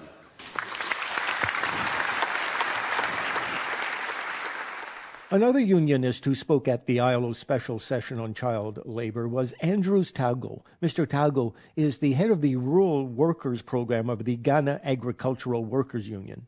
We believe that it is time to call Charlie by history, and it is everyone's responsibility. I'm just sharing with you a model that the trade unions and the employers and the tripartite general have developed together at a community level that we call the Toko model. When we say Toko, Toko is a small village on the Volta Lake in the Volta region of Ghana, a community that decided to develop systems, to activate its own systems to ensure that every child is in school. In Pando Toko, in the Volta region, children as young as 5 get up early in the morning around 4 a.m. to go into the lake to cast out nets. And in the process, they subject themselves to inhumane weather conditions. In the afternoon, when the nets that they have spread gets entangled in the Lake Volta. The Lake Volta is a man-made lake, so it has a lot of shrubs and trees under the lake. This net gets entangled under the lake, and these children will have to dive down there to go and disentangle and remove the nets. But majority of them do not go to school at all. And it is for this reason that the union began a process of mobilizing the fishermen, mobilizing the fish processors, mobilizing and organizing the communities to address the issues that affect them. That is a community-initiated, community-owned, and community-driven processes that address child labor. Thank you for listening. And remember, it's all about global solidarity. One of the objectives we have over the next couple months is to help folks understand some of the circumstances that lead folks to a life of poverty. It could just be one bad decision or one unfortunate circumstance that spirals to a life of poverty. And we hope to examine what those decisions are, what barriers are keeping folks in poverty, and helping to eliminate some of those barriers in the future for individuals and families across the state.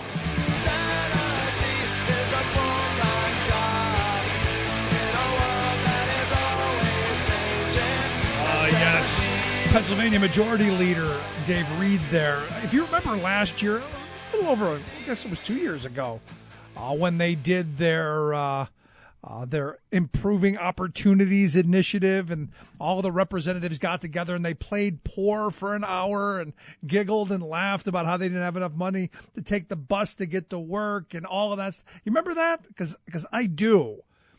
So when I see another one of these scam kind of proposals, which pop up almost every year by our Republican friends, to blame the poor, to blame the elderly, and really, to tell us how much they care about the poor, the elderly, our children, and then families, and give us a euphemistically named little report like A Better Way, kind of makes me go, what exactly is wrong with these folks? And do they believe what they spew, or do they realize it's just pure propaganda? And for those who don't know, Paul Ryan, the Speaker of the House, has a new Better Way proposal, which is nothing more than a rehash of the same bad ideas that they've been spewing around, which is why I've asked Rebecca Vallis to come talk with us. She is the head honcho chief person over there to talk about poverty issues with the Center for American Progress. Rebecca, thanks for taking time for us. Rick, always a pleasure to be on the show. Thanks for having me. So I'm looking at this A Better Way, and I'm reading through what he's got to say. It seems like the same way that they've been talking about blame the poor, make them go out and get jobs, and if you can't pull yourself up by your bootstraps, shame on you, kind of rhetoric. Yeah, no, that's exactly right. I mean, it was sort of amazing that they chose the title and the accompanying hashtag Better Way, because really what it is just better lipstick on the same pig that we've been seeing them push for decades.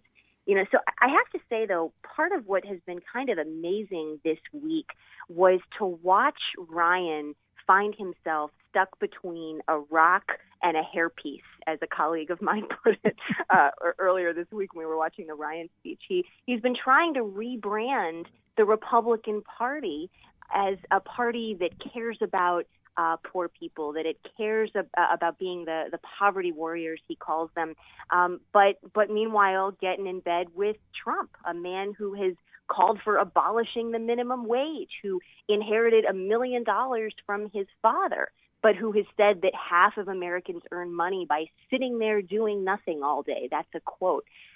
So, people have said there might not be anybody more out of touch with the struggles of everyday Americans than Donald Trump, I would argue, except maybe congressional Republicans like Paul Ryan. Yeah, but here's the thing. I mean, he's playing into the frame that the average Trump voter believes, that you go to the inner cities and they're just a bunch of lazy people who aren't willing to work, when the reality is, and look, I grew up in that environment. So I grew up in a place where you weren't on the bus line. There weren't jobs within walking distance. There weren't the opportunities. And at every junction, it seemed the Paul Ryans of the world were throwing up barriers for folks to get out of that environment. And it just seems to me really disingenuous and angering that Ryan would come shaved. I guess he shaved for this, and put a happy face on, we're going to kick people off of social programs, and, well, you'll either sink or swim. No, I could not agree more with your characterization. Speaker Ryan and his Republican colleagues have an incredibly limited, to be kind, understanding of poverty, right? He gave his big speech on Tuesday unveiling his long-awaited poverty plan at a drug rehab center.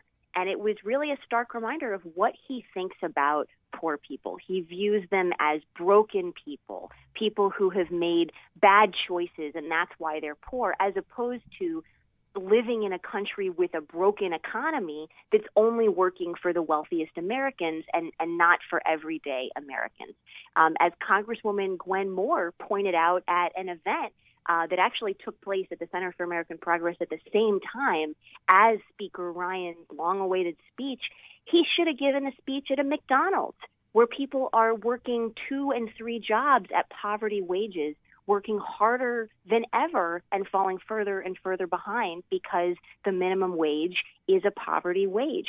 That is the reality of poverty in this country, but Speaker Ryan wouldn't know it if it hit him. Yeah, but here's the thing. I mean, he's playing into a lot of the frames that I hear in middle working class America, who views inner city poverty as a choice. Like you chose to be born in the ghetto. I mean, that was the choice you made. And to me, the idea, if we wanted to fix these, I've always been a firm believer in doing away with handout programs and creating jobs programs. If Paul Ryan would come out and say, look, we're going to create jobs for every person who wants one, come and we will find something for you to do and you will be able to support your family, I would jump on board with Paul Ryan in a heartbeat. But that's not what he's saying. Well, it's not what he's saying, but, it also it vastly misunderstands, again, the reality of what poverty looks like, right? He likes to think of it as people who are on the wrong side of the tracks, and that's the frame you're describing that he's trying to play into and reiterate. It's those poor people over there who made bad choices. The reality is poverty in this country is not an us and them situation. 1 in 3 Americans today, it's 105 Americans, are living on the economic brink, struggling to make ends meet. And that's both based on survey data, asking people, do you have enough money to pay your bills and to get by each week? It's also based on just looking at how much money it actually takes to get by in this country. Yeah.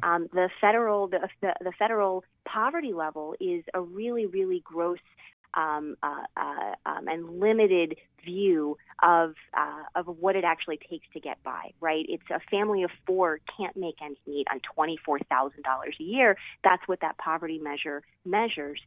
If you actually look at something that's a closer to adequate measure, which is $50,000 a year for that same family, you get back to that 1 in 3 Americans. And then when you look longer term, what you find is that actually it's not us and them at all. Poverty is musical chairs. 4 4 out of 5 Americans are going to experience at least a year of being poor or being on that economic brink, or of being unemployed, or of needing to turn to the safety net at some point during their lives. So it's not those people on the wrong side of the tracks. It's, again, an economy that isn't working for all of us. That's an excellent analogy, musical chairs, because, I've known so many people who, through the years have, through, a job loss, an illness, some catastrophe happens, the roof needs to be fixed. They end up in a position of financial disarray or struggle and, kind of looking around going, what do we do next? And I look at what Ryan's doing, calling the safety net a failure, saying that all the spending that we've done to help alleviate poverty has done nothing, barely moved the needle. Well, I got to tell you, as a kid who grew up in poverty, just having a place to get a hot meal every once in a while did move the needle for, I think, a lot of people in my neighborhood. Well, that's exactly right. And, so Speaker Ryan's favorite talking point is also total BS. He likes to say that the war on poverty failed, that somehow we're throwing good money after bad and it's not moving the needle. Well, you know what? He earned 4 Pinocchios for his favorite talking point this week from Politico. And that's because when you actually look at the numbers, if not for critical programs like Social Security, like nutrition assistance, like tax credits for working families, without those kinds of programs, poverty in this country would be nearly twice as high as it is today. So what he does is he cooks the books and he uses sort of magic numbers to say that these programs aren't working. Well, the reality is they are more important than ever, and what we need to be doing is strengthening and expanding them while we also have a conversation about creating jobs and boosting wages and paid leave and paid sick days and all the other things that workers in this country desperately need but don't have. Those are things that you didn't see any mention of in his entire 35-page document about poverty. Not a single mention of strategies to create jobs, not a single mention of how we need to increase wages. And when he was even asked about his position and his party's position on raising the minimum wage during that press conference, he stumbled and he repeated some, old chestnut conservative talking points. But he made clear they still oppose raising the minimum wage, even though that is the single most important thing and effective thing policymakers could do today to move the needle on cutting poverty and expanding opportunity. And he's voted against it 10 times since taking office. Yeah, and the other thing to me, and that I always have to throw in, is giving workers the ability to organize and unionize and collectively bargain for better wages, hours, and conditions. Immediately, I think we could solve a lot of our problems if you have union density in this country back up to 20, 25, 30%. A lot of our problems go away pretty quick. You could not be more right, Rick, and the research is there to back all of that up. And to be honest, it's not even just the workers who themselves could end up being part of a collective bargaining unit to end up getting better benefits and better pay. There's research showing that higher union density, areas of higher union density, also have increased economic mobility, both for adults and for kids, and that it includes people who themselves aren't even part of the unions. That absolutely has to be part of the conversation, as opposed to Republicans continuing to try to push so-called right-to-work laws that are really about further eviscerating labor in this country. And let me guess, nothing in his poverty proposal would allow people to organize and collectively bargain. Because as I said from the beginning, I got a job that pulled me out of poverty, but it was a union job. Had it not been for that union card in my wallet, I'd still be working my behind off. I just wouldn't have made as much money, and I'd be still in poverty. Not a single mention in 35 pages. Now, what you did see were, again, I said better lipstick on the same pig. You saw the same things that we've seen time and time again in the Republican budgets that get 3/5 of their cuts from low and moderate income programs like nutrition assistance, like Social Security and Medicare and Medicaid and education, right? I mean, what you see in his plan is a vast slashing of school nutrition programs for hungry kids. You see huge cuts to Head Start and to child care programs when already 1 in 6, just 1 in 6 eligible kids in this country receive assistance through these underfunded child care programs. You know what else you see? You see Ryan coming out and saying he would block the Obama administration's recent rule to protect borrowers from predatory payday lenders who charge usurious rates. And you also see him come out and say that he wants to basically legalize bad financial advice because he wants to abolish the Department of Labor's recently released so-called fiduciary rule. That's his proposal for what we're going to do about poverty in America, ladies and gentlemen. Wow. What could be more Christian, though, than taking food from children and kicking granny out of nursing homes? And what could be more Christian than allowing predatory lenders to steal from people? I mean, honestly, what could be more Christian than that?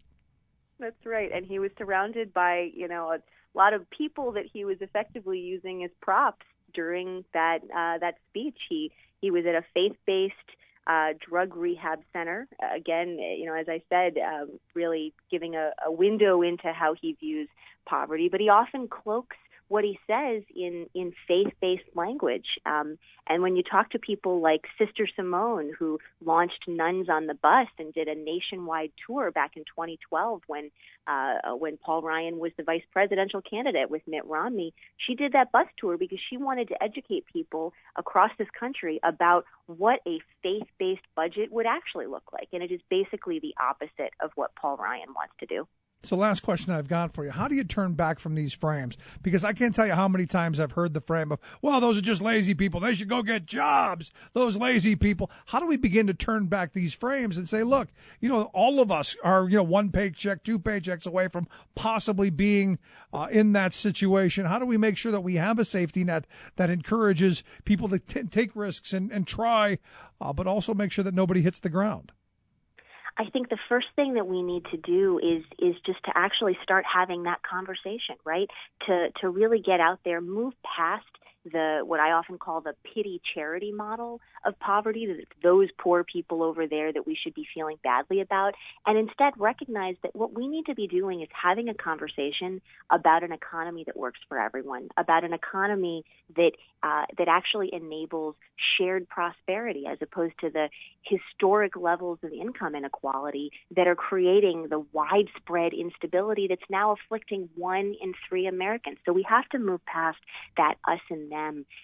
But then the other thing we need to do is, instead of continuing to let Paul Ryan and his colleagues convince people across this country that there's nothing we can do to move the needle, we need to actually have a serious conversation. And that's why we at the Center for American Progress earlier this week, we put out a comprehensive agenda that would actually cut poverty and expand opportunity in this country. And I mean, he may call his plan the better way. Well, what we did was to pull together the policies that evidence tells us actually would make a difference, like investing in good jobs, like raising the minimum wage, like ensuring basic living standards, a critical piece of which has to be expanding Social Security, work-family policies, because closing the gender wage gap would cut poverty for working women and their families almost in half. Those are the kinds of policies that would actually make a difference. And if Paul Ryan and his colleagues were serious about caring about poverty in America, that's the agenda that you would see them embrace. Yeah, but they don't. It's really just about division and propaganda. And again, to me, I look at what he did, and I look at the speech and the paper, and it's just to reinforce those stereotypes and reinforce those are just lazy people. If you're poor, you're just lazy. That's exactly right. I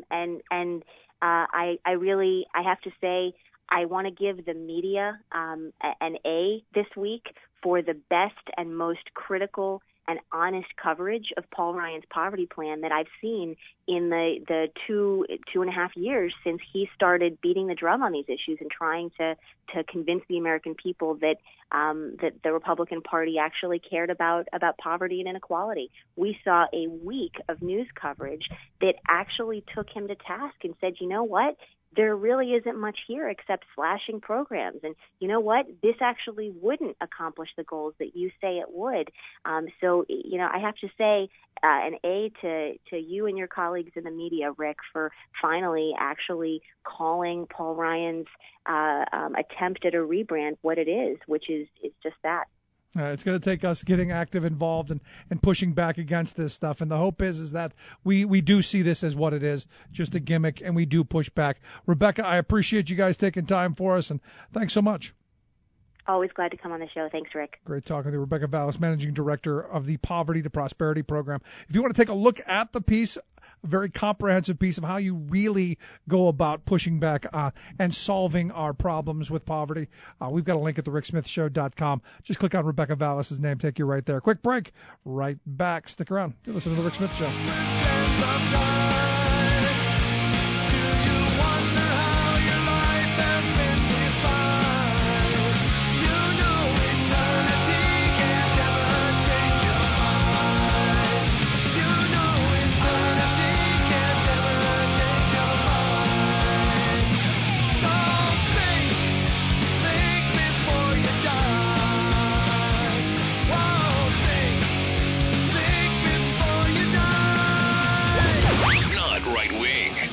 Just right. The Rick Smith Show. From United Nations headquarters in New York, this is your World in 2 Minutes. I'm your host, Luke Vargas, for Talk Media News. The 2016 Global Peace Index has been released, and it paints a picture of a world that is becoming less peaceful and more unequal. The Institute for Economics and Peace, which produced the report, said 81 countries became more peaceful last year, compared to 79 that became less peaceful. The problem is that where things are getting worse, the drops are more intense. Yemen, Ukraine, Turkey, Libya, and Bahrain recorded the biggest slides, while gains in Panama, Thailand, Sri Lanka, South Africa, and Mauritania were more incremental. The survey measured 10 different indicators to reach that conclusion. Among them, the number of external conflicts being fought, military expenditures, the impact of terrorism, and the situation facing refugees. The United States saw a slight dip in peacefulness, dropping to the 103rd spot. The survey's authors cited the intensifying fight against the Islamic State and deteriorating relations with Russia for that, though they applauded the Iranian nuclear deal and warming relations with Cuba. And Indian Prime Minister Narendra Modi addressed a joint session of Congress on Wednesday. It was his second big visit to Washington in 2 years. We're told he wants to cement the U.S.-Indian relationship before Obama is out of office.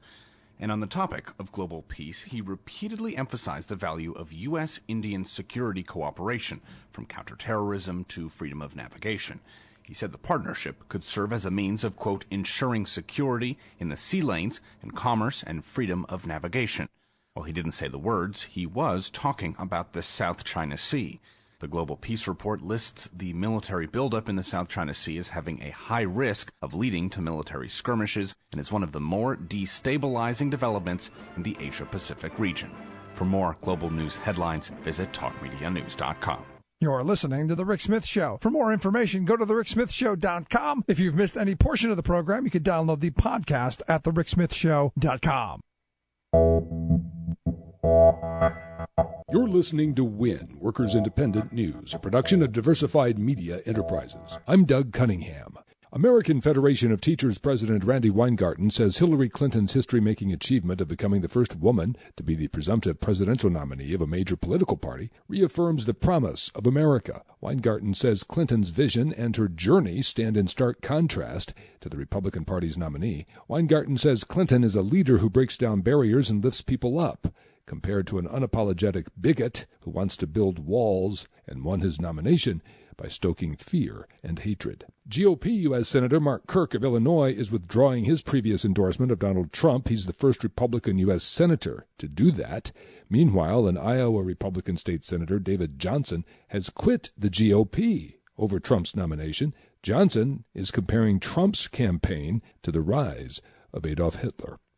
The feds have arrested New York City union leader Norman Seabrook on charges that he invested $20 million of his union's money in an annuity for which he allegedly received kickbacks. Seabrook is president of the New York City Correction Officers Benevolent Association. Seabrook's attorney, Paul Schechtman, told the New York Times, Norman Seabrook has spent his life fighting for correction officers. One should not expect him to stop fighting now. Hedge fund financier Murray Huberfeld was also arrested on federal corruption charges for his role in the alleged crime. New Jersey governor and Donald Trump lover Chris Christie vetoed raises for union workers proposed by the Delaware River Port Authority. Workers in 3 of the unions haven't had raises in 5 years. DRPA Chairman Ryan Boyer says Christie's veto scuttles diligent work done in good faith to arrive at a compromise agreement for the workers. Workers affected are members of the IBEW, Teamsters, and operating engineers. The minimum wage in Washington, D.C. is headed up to $15 an hour by 2020. The D.C. City Council unanimously approved the $15 wage. D.C. Mayor Muriel Bowser says that she will sign the council's $15 minimum wage ordinance. The $15 wage will be phased in between now and 2020, and it will be tied to inflation. The current minimum in Washington, D.C. is $10.50 an hour. Brought to you by Union Active, your certified iOS and Android mobile app developer, offering high-quality, union-made mobile apps backed by a support team which upgrades your product to every new mobile operating system. Features, pricing, and examples are online at unionactive.com. Brought to you in part by the Alliance for American Manufacturing, working to build coalitions between business, labor, legislators, and activists. Information about our mission to strengthen American manufacturing and rebuild the middle class through smart public policy is available online at americanmanufacturing.org. You've been listening to WIN, Workers Independent News. For more information, visit laborradio.org. I disavow these requirements. I regret those comments that he made. I don't think claiming a person can't do their job because of their race is sort of like the textbook definition of a racist comment. I think that should be absolutely disavowed. It's absolutely unacceptable. Cowardice. Are you serious? Apologies for freedom. I can't handle this. When freedom rings, answer the call. On your feet, stand up tall. Freedom's on our shoulders. USA. Enemies of freedom. Music. Come on, boys, take them down. President Donald Trump knows how to make America great. Deal from strength or get crushed every time. Ah, yes, the Donald Trump singers. I got to tell you, that scares me. It really, I mean, honestly, scares me. That parents would allow their children to be used as propaganda stunts like that. Wow, scary stuff. Welcome back to The Rick Smith Show. Check out the website, thericksmithshow.com. Paul Ryan in the news, as we've been talking about today. The Better Way calls our safety net a failure. And when I saw this piece by our friend Bob Weiner, who's a former Clinton White House spokesperson, also a consultant with Weiner and Associates, that saying, look, hey, you know what? It's not been a failure. I go, we got to get Bob back on the program to talk about it. Bob, thanks for taking time for us. It's a pleasure, Rick, and I literally have just walked out of a meeting to do your show with John Conyers, the Dean of the Congress, who, when I showed him the article in today's Milwaukee Journal-Sentinel, and our listeners are welcome to go to wienerpublic.com and call it up, Ryan is wrong, the safety net has not failed, realize that tax breaks for the rich is not the way to help the poor get jobs, food, and security. But don't you know, blaming the poor for being poor that's the way we do it. We shame them into working harder, Bob. Well, the reality is that Social Security reduced seniors' poverty by 3/4, Rick, by a full 75%.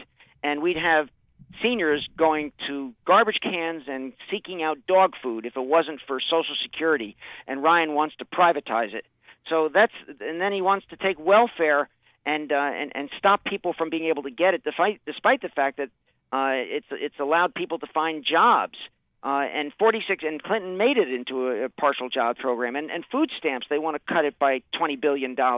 And yet 46 million Americans have got SNAP, and it's allowed, which is what food stamps is now called, it's allowed them to find jobs. So the problem is with this tax break thing, which is all he wants to do, thinking it'll ever trickle down, and the Congressional Budget Office and Library of Congress both said that you get 5 times bang for the buck with jobs, not tax breaks for the rich. Right. That Ryan is wrong. The safety net hasn't failed, but if his agenda passes, it absolutely will. But here's the thing, Bob. I mean, they truly believe that tax cuts creates jobs. It's like magic dust. You give enough tax breaks to corporations out of the benevolence of their heart, Bob, they're going to create jobs, right? Well, the numbers say otherwise. The numbers say that they invested into their yachts and into more research for contracts that seek illnesses that really aren't threats to the United States. If you're a pharmaceutical company, that's what tax breaks do. You know, just think about this one. We have 160,000 people that die from cancer, and one died from Ebola who got it in the United States. But how many billions of dollars did we give to the Ebola people because of big pharma seeking the research money for it? And that's now happening with Zika. It's what happened with bird flu. Same thing. So we've got to be very careful about what we do with our safety net money. And Ryan told an audience of kids in Georgetown, he said, you'll be the first generation less well off. But if government, Rick, takes away health care, Social Security, food stamps, and jobs, that's exactly what will happen. I'm with you, but here's the thing. I mean, where's the response to this? The Republicans are masters of this, and I saw this, the Better Way proposal, which is nonsense. It's the lipstick on the same pig he came out with, I think 2 years ago with his Improving Opportunities initiative that they tried to push around, which is more of the same poor shaming and that, like, what's the Democratic response to this? What's the push? Well, that's exactly what I talked to Conyers about. As I said, he's the dean of the Congress. He's the dean of the Congressional Black Caucus. He's probably the most progressive member of the Congress. And he is running around everywhere on this. He's putting a press release out himself on this right now. And do you remember when Reagan wanted to make ketchup a vegetable, Certainly. how the Democrats protested, embarrassed him, and pulled it away?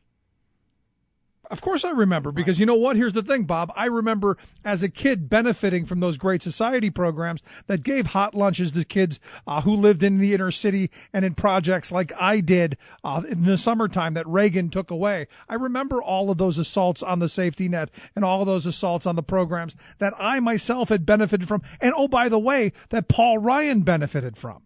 That's correct.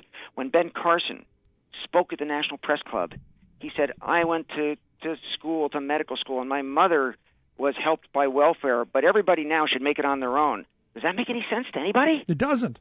He's trying to deplete and Trump and all of them, they're trying to, and Ryan with his agenda, deplete the safety net that actually made our country great. Look, I'll be honest with you, Bob. I'm not a big fan of handout programs. I remember as a kid despising the cartoonish money of the food stamps that you had to go to the store with. I'm against that. My mother wanted a job. She wanted an infrastructure that helped take with child care and all of those other things. To me, the answer to poverty, the answer to these problems it's a job, simple. But creating an environment where government, to me, is the last resort employer, that's where we should be going, giving people the dignity of work, giving them the ability to make it on their own, but making sure there is a job there for them. I think that's paramount.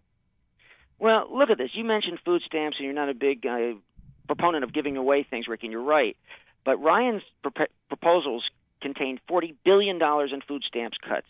And I co-wrote a piece with Carol Olander, who is the director of food stamp research at the Department of Agriculture, and she said that food stamps reduced poverty by 8% in 1 year, and called it a myth that the program abused tax dollars because 95% of federal spending goes directly to low-income participants in the form of benefits. Right. So you can't say that we're not a great country when we accomplish some things like that, Rick. No, look, Bob, I'm absolutely with you. I believe in this country, in the wealthiest country in the world, no child should go to bed hungry. No senior should have to eat dog or cat food instead of getting medicine. There are some just basic, simple truths that we should be saying, this is the line in the sand. This never happens. My point is, how do you get there? I'm a fan of giving people the dignity and respect of a job. Making sure that everybody has something to do so that they have some empowerment to then move on. And then we stop this kind of race baiting, this kind of poor shaming, this kind of ridiculous nonsense that I see Paul Ryan and others putting on us. Well, the answer to how you get there, Rick, is you got to flip the Congress. Yeah. And you flip the Congress with the kind of things you just talked about, the race baiting that could create a wave election that Trump is engendering now. And if we are able to flip the Congress and get the Senate back, get the House back, and have a Democratic president, we can have the kind of economy that Bill Clinton created with 23 million jobs and all levels, the middle and lower. It was the only time amidst all the Republican presidencies that they actually rose in their incomes because they were working. Because that kind of rising tide lifts everyone. And I've been saying that for the longest time. You get everybody has a job, and you make sure that there are jobs for everyone. And then you have the ability to make people's lives better. And then you start talking about guaranteed minimum income so nobody falls below the poverty line. I don't know how you help those who need it most by giving tax breaks to the rich and freezing the minimum wage and refusing to let it rise when it's been stagnant effectively for 30 years. I don't know how you do that. I don't know how with a straight face someone like Trump can say that wages are too high. I don't understand where that comes from. I don't either, but at the end of it, I understand their psyche is if you shame somebody long enough and if they're hungry enough, they'll go out and they'll work harder. They truly, I think they truly believe that. Well, you don't get motivated by shame. You get motivated by helping your family. And by opportunity. And to me, that's Correct. where we give people those paths. And also, the other part of this that I'm not hearing anybody talk about but me is I think we need to go back and we need to fix our broken labor law system to go back to the original intent of the framers of the Wagner Act to allow workers to collectively bargain and have the Act and the National Labor Relations Board encourage workers to be joining and forming unions to fight for better wages, hours, conditions. To me, that should be a central tenet of what Democrats stand for. Of course. Without labor unions, we wouldn't have the 5-day week. We wouldn't have the 40-hour week. We wouldn't have sick pay. We'd have child labor, as you said. Those are so critical, and yet the labor has deteriorated because of the Republicans trying to make that happen, Rick. Your station and your network are such a voice for labor in America. And you should take deep pride for being the voice because you are a lone crier in the woods.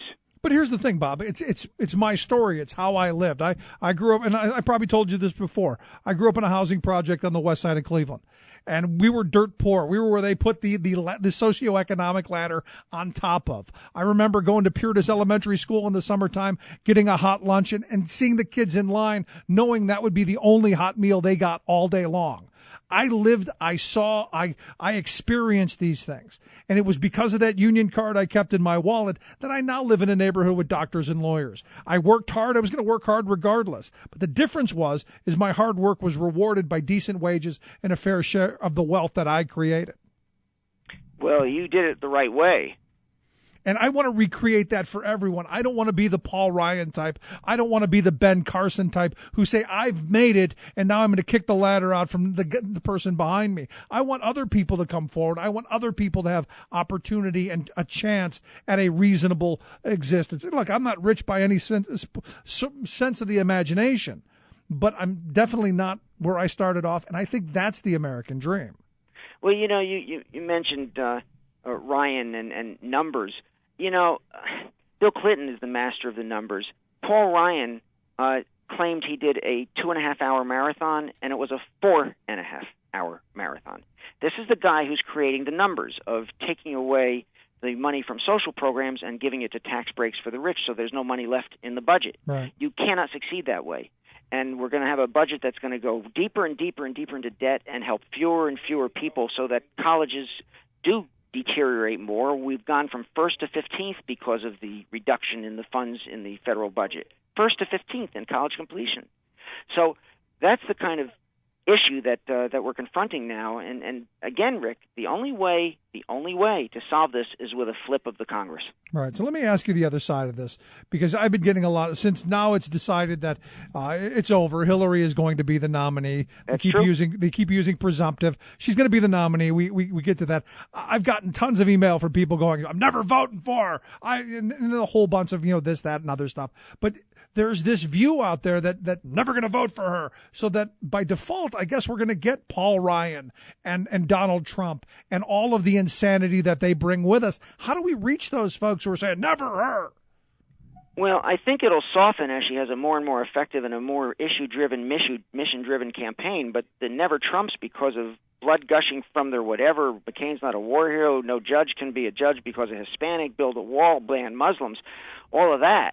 The never Trumps are stronger than the never Hillarys. And the demographics of not getting the Hispanic vote. He's at 20 on Hispanics now. I think he won't even get that much with the way he said this judge thing. That polling was before the judge comment. it's a wipeout, except that he's got 5 months to recover. Right. But are you surprised that Paul Ryan came out and basically said, I don't like what he said, but I'm still voting for him?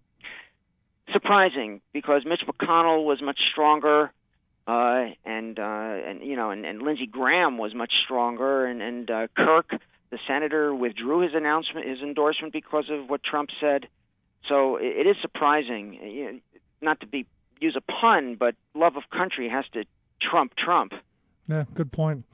So last question I've got for you, in looking at this the better way, do you see any traction coming out of this, or is this going to get the same kind of scoffing kind of behavior that the last several Republican plans have gotten? Yes, I am hoping that it's DOA. I mean, the danger would be that there is an election that gives them their, veto-proof Senate and their House that can just run roughshod over everybody. But if we are where we are, the Democrats' defense will stop the Ryan congressional agenda of destroying the safety net and destroying the entire New Deal premise that Roosevelt created that took us out of the Great Depression. Hopefully we will succeed in obliterating and blocking the Ryan agenda.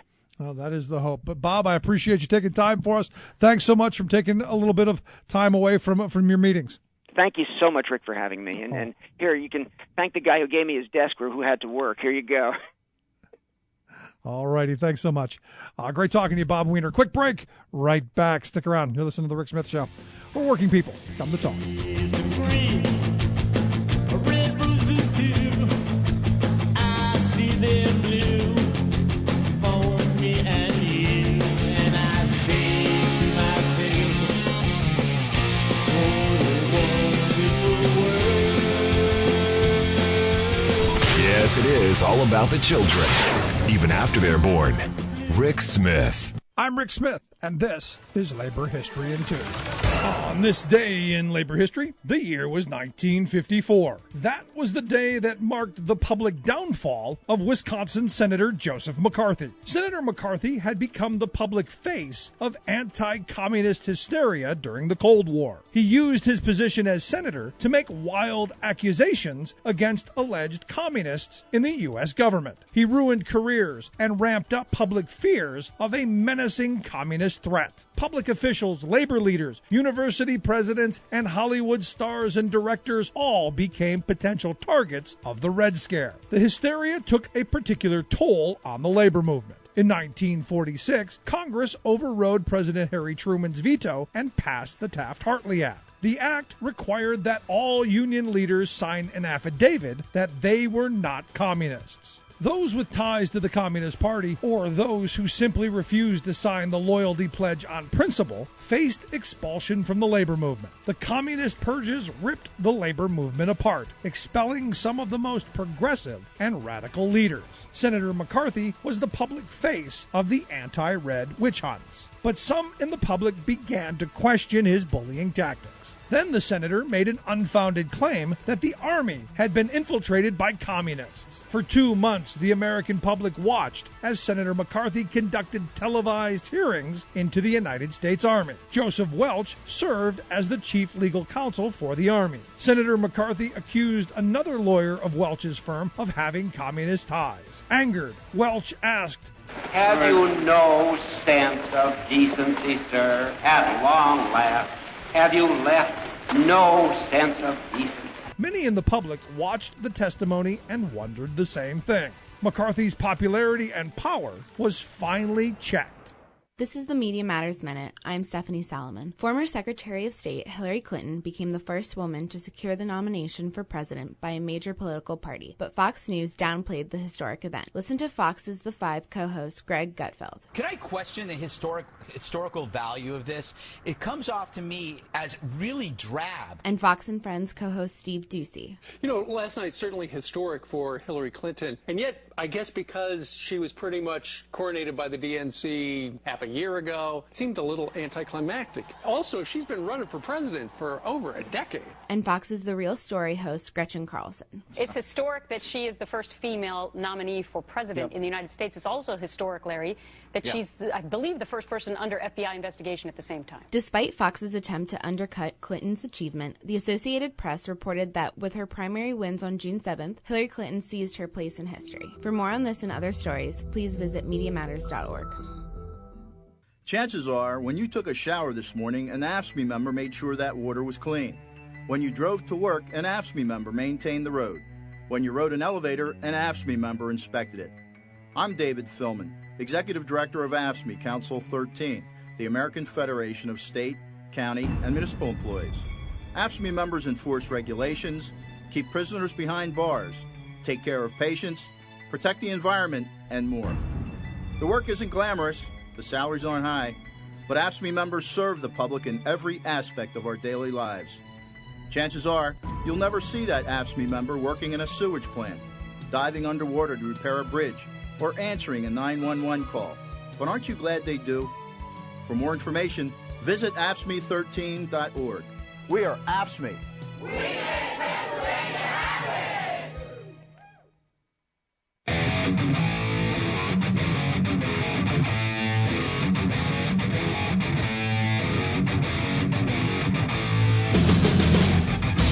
We're walking the streets. We know where we'll meet. Can't stop us. They don't know why. They try. Sarah sent me an email during the break saying, calm down, relax. You're getting worked up. And, you know, here's the thing, Sarah. I get worked up when I see this kind of ridiculous pandering by Paul Ryan. Look, I don't believe he cares about the poor any more than I think he cares about children or the elderly. And I hate thinking that way. I do, because I truly want to believe that people have the best intentions. I want to believe, in looking at his proposal, that he truly believes giving tax breaks to corporations will spur job growth, and it will hire people, and that will be the pathway towards opportunity. I hope he believes that. All of the facts, all of the last 30 years of us doing this shows that that doesn't really work. And it doesn't really work on the scale that we need it to work at all. I've been of the mindset, if we're going to spend hundreds of billions of dollars in corporate welfare, why don't we just hire people ourselves and put them to work? I have been a big fan of WPA, CCC kind of programs for a very long time. The simple reality is other countries do this. You know, I have a friend in Germany who says, you know, we have social safety net programs, but they're tied to you doing something. If you get, you know, food stamps and housing assistance and all of these other things, you have something to do. So work doesn't become about who you are. Work is simply a way to support yourself and your family. So you clean bus stops. Your job is to clean those 10 bus stops. This week, those bus stops had better be the cleanest bus stops in town. And you tie that work to their wages, so people have a sense of dignity, have a sense of self-respect, have a sense of doing, and this is where, you know, maybe I have some common ground with conservatives who do say, look, we've created an environment of people who are beaten down. We need to give them that hand, that jumpstart, to get them those positive steps towards employment. I'm with you. But demonizing and saying, go do it, it's not going to happen. This is my problem with the Clinton-era welfare reform bill.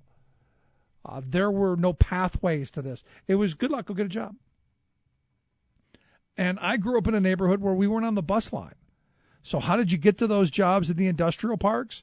You didn't, because the buses didn't really go to the industrial parks. And when you did find a bus that went there, they were in off work hours. So you're spending 14, 16 hours a day getting to and from work and working your 8-hour shift, what incentive for family life is that? To me, there's a lot that has to go into this. And sadly, not every one of us have the same opportunities to get ahead. I benefited from a lot of really secret kind of. My grandparents gave me my first car.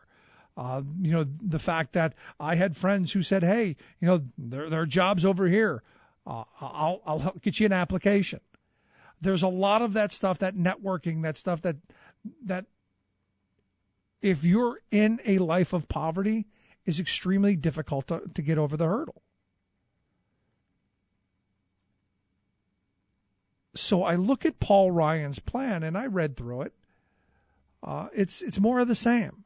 It's the same kind of poor shaming. It's the same kind of, more corporate policy, more, hey, we're gonna enrich the wealthy, and hopefully you'll pull yourself up. Instead of saying we're going to have solid proposals and solid plans in place. And this is where I say the Democrats have got to wake up and start talking about how do we build better jobs, and how do those jobs have better wages, and how do we make sure that people through their work do get ahead. You think about this, and I just had this conversation the other day where someone said, well, you start at McDonald's because that's your first job. Well, a lot of people took that first job sweeping the floors at a factory, and they turned that job into a job where you could exist, you could live until you moved on to the next job. And you know what? That job paid a little bit more and you could do a little bit better. But a job got you out of poverty. We now have jobs that keep you in poverty. That entry-level job is a poverty-level job to start. That is a problem. And for me, this is where the Democrats had better come up with proposals on figuring out how to fix that. Because I can't tell you how many of the people that I know are buying the Paul Ryan talking points, are buying the Donald Trump talking points, are buying the stereotypes that anybody on welfare is just lazy. When we know, factually, that the vast majority of people who have food stamps, the vast majority of people whose children collect school lunch program, we know those people have jobs. We know that. There's no guessing. There's no gimmickry. We know that for fact. But still, the myth, the stereotype is still there.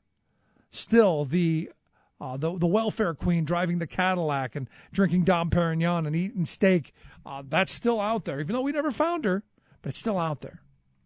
Just like the family farmer who lost his farm because of the estate tax. As we find out, the vast majority of wealthy people, they don't pay the estate tax. They've got estate planners. They've got ways to hide the money and invest in insurance and do all kind of gimmickry to where they don't pay it. Honestly and truthfully, in this day and age, if you're paying the estate tax, either you're a really good citizen when you pass on or you're just plain dumb. And that's the reality. So we had better figure out, do we want education for our children? Do we want roads and bridges? And do we want infrastructure? Do we want to invest in the future? Or do we want to create a billionaire class who is well-heeled and that we have to continue to take care of? That's the question. Simple. Let's take a quick break. When we come back and talk about what's going on in Washington and around the world, as I understand, the president has come out and endorsed Hillary. We knew that was coming. He is dying to get on the campaign trail. We'll get some thoughts on that. Quick break. Right back. Stick around. You're listening to The Rick Smith Show. We're working people. Time to talk.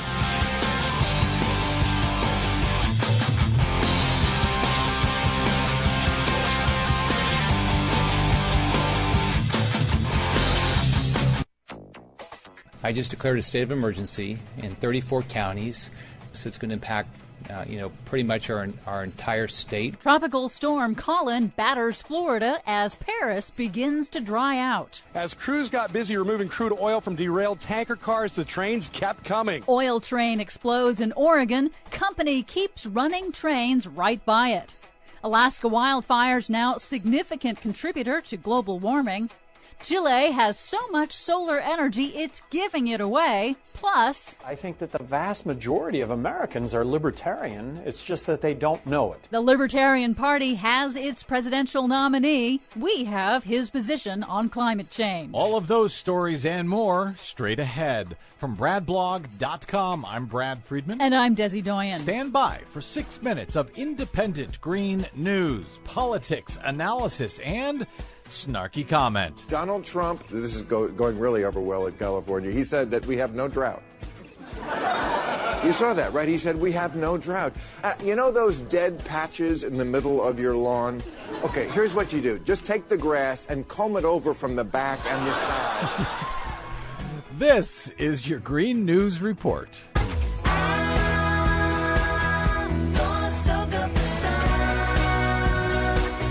Okay, Desi Doyen, oil trains exploding, tropical storms coming ashore, people dying from floods, droughts, and everything else.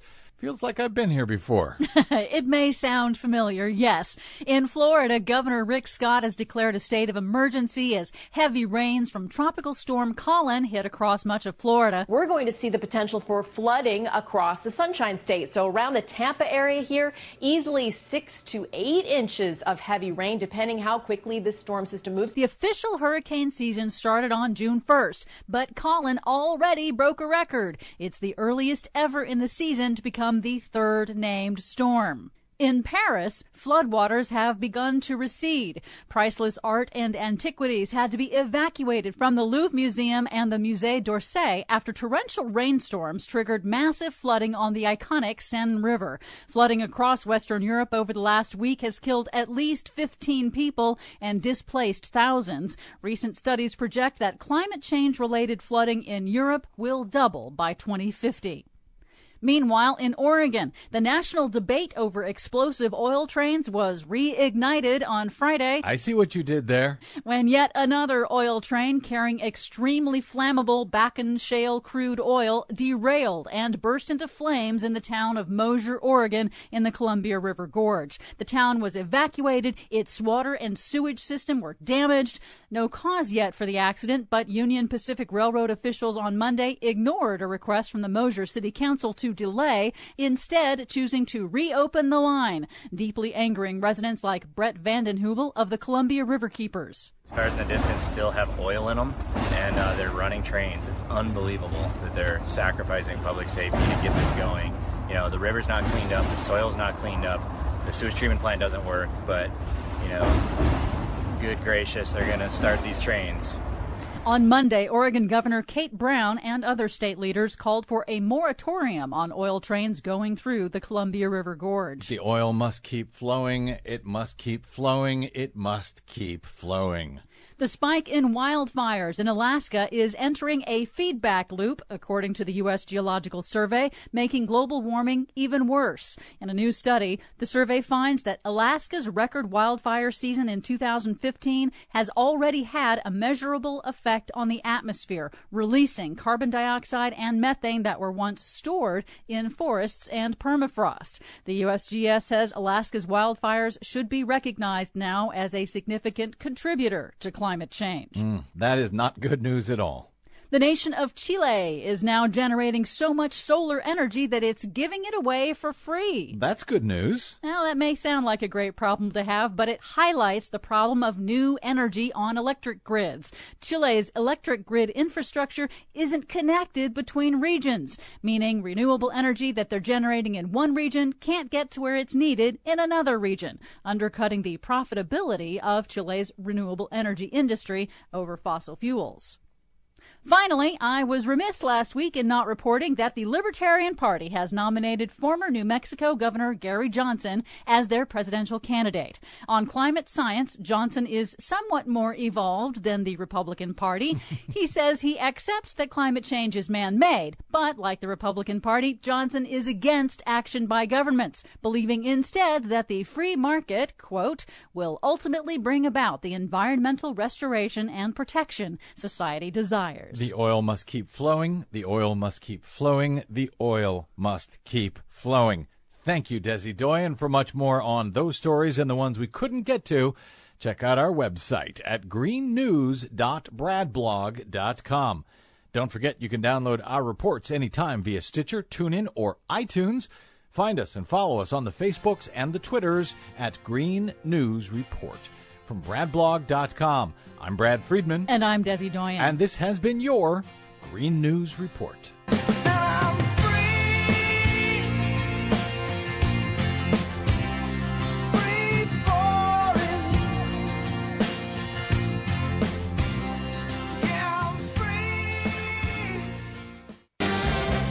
Most important issues of the day. This is the Rick Smith Show.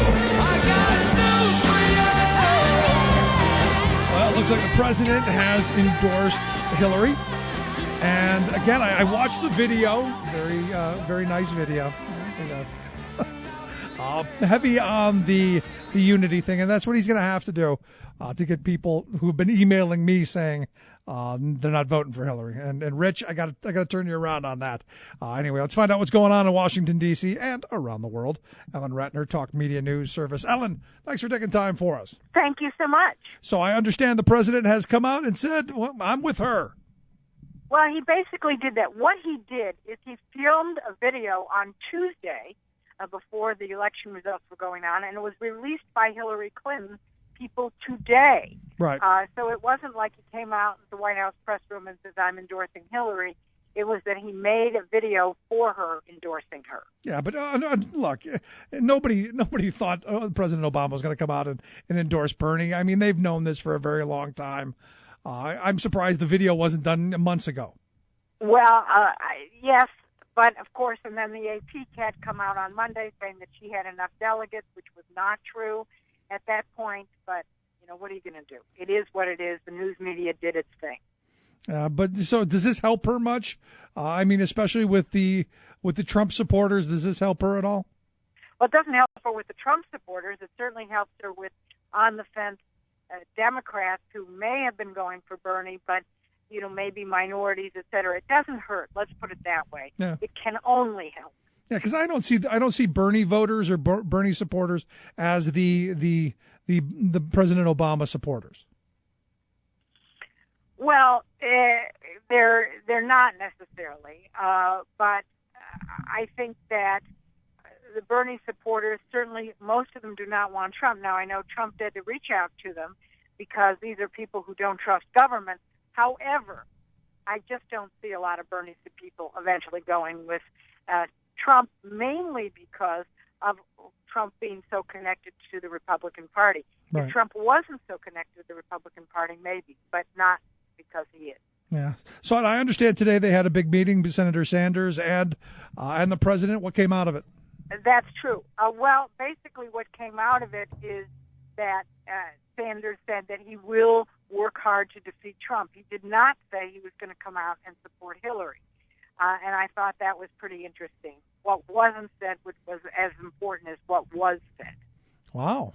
See, because I thought at some point Bernie would come out and do the good soldier thing and say, I'm going to... I think he will, but I think it might happen after Tuesday's primary, right. The last primary in the District of Columbia Democratic primary. Yeah, because I guess today they're having the Democratic Platform Committee's having their hearings today. They're in D.C. That's right. They're going to go to 3 other cities, Miami and I forget where else, St. Louis, somewhere else. And I think a lot of it comes out of what comes out of the platform.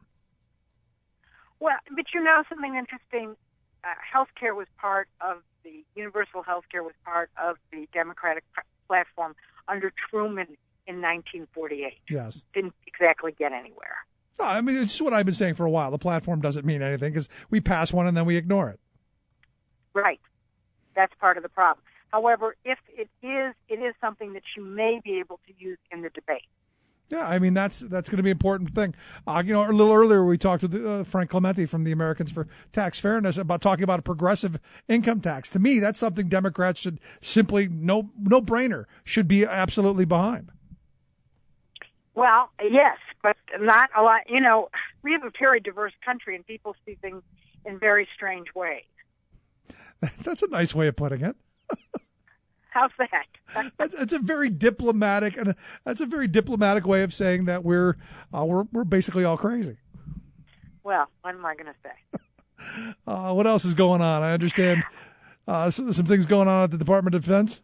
That's right. So Ash Carter came out today and talked about the Department of Defense. You know, they have a policy that you have to go up or out by your next 4 years or whatever. Right. And he wants to change that because he said there are some people in STEM, science, technology, engineering, and math, which is what STEM stands for, who may not be the best political maneuverers, but they're very good at their jobs, and he doesn't want to lose them to the private sector. So even though this has to be passed by Congress, I'm sure it will, they want to make sure that certain people they can keep in their jobs even if they don't move up. I got to be honest, I never understood that because I've known some people who have been forced out of the military who, they just wanted to do their job. I mean, they got to a rank that they were never going to get any higher, especially some of my friends in the Air Force who were never going to be pilots. They were just going to be where they were, and if they couldn't advance to the next level, they were forced out, or unless I guess they screwed up and couldn't get advanced. But there they were, 25 years, 20 years, and they're out looking for a job. That's right. I mean, and that is craziness, and that's why they want to be able to keep the people out in there. Very, very smart move on Ash Carter's part. Well, good stuff there. But, going back to the Trump, I guess Nancy Pelosi went after him? Nancy Pelosi went after Trump big time today. Now, although she did endorse Hillary early on, she had not really spent that energy going after Trump. And she went after them and the Republican Party, basically saying that the Republican Party is endorsing Trump, and that isn't very good. She said Republicans have comfortably surrendered to his dangerous discrimination agenda. She said their so-called poverty agenda will make life work harder for struggling families, and she said they're releasing their national security plan today, desperately trying to distract the American people. What do you think of pretty fighting words? No, it is. But what do you think of Paul Ryan's poverty plan, the better way?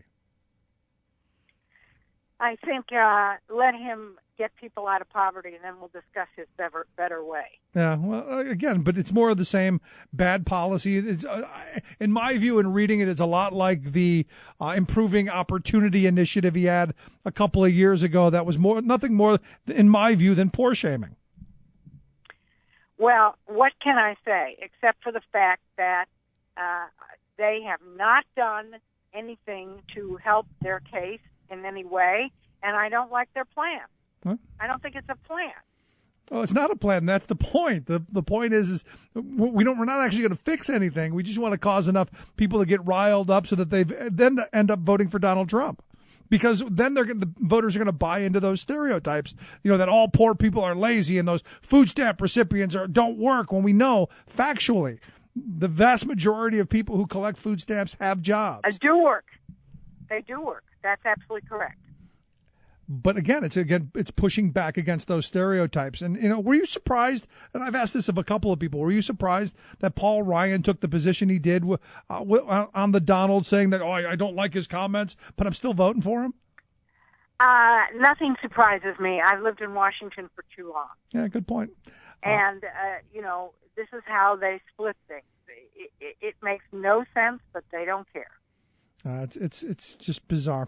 I also saw this report that evidently men have better communications with each other. Well, this is interesting. It was a study that was done in the United States. However, the absolute opposite was found in China. Women communicated better. So now they're beginning to think that how one's brain is structured may actually relate to the culture. Interesting. So it's actually how the brain is structured, but it might relate to how the culture is. So it would be nature as opposed to or nurture as opposed to nature then. That's right, but nurture could in fact have something to do with how your brain is structured. Interesting. Good stuff. Anything else going on in the city there? Well, the city is ready tonight. Bernie Sanders is doing a big event at the stadium here, and so he's going to be pushing that. Well, pushing for representation. I don't think that was a bad idea that he's come out with. Well, I don't either, but we'll be seeing what happens. I mean, obviously, there are going to be a lot of people at the convention that are Bernie Sanders delegates. Well, it will be fun. It will be fun at least to witness. That is true. Good stuff. Ellen, I appreciate you taking time for us. Thanks so much. Thank you. Ellen Ratner, Talk Media News Service. Let's take a quick break right back after this. Stick around. You listen to The Rick Smith Show. We're working people. Come to talk.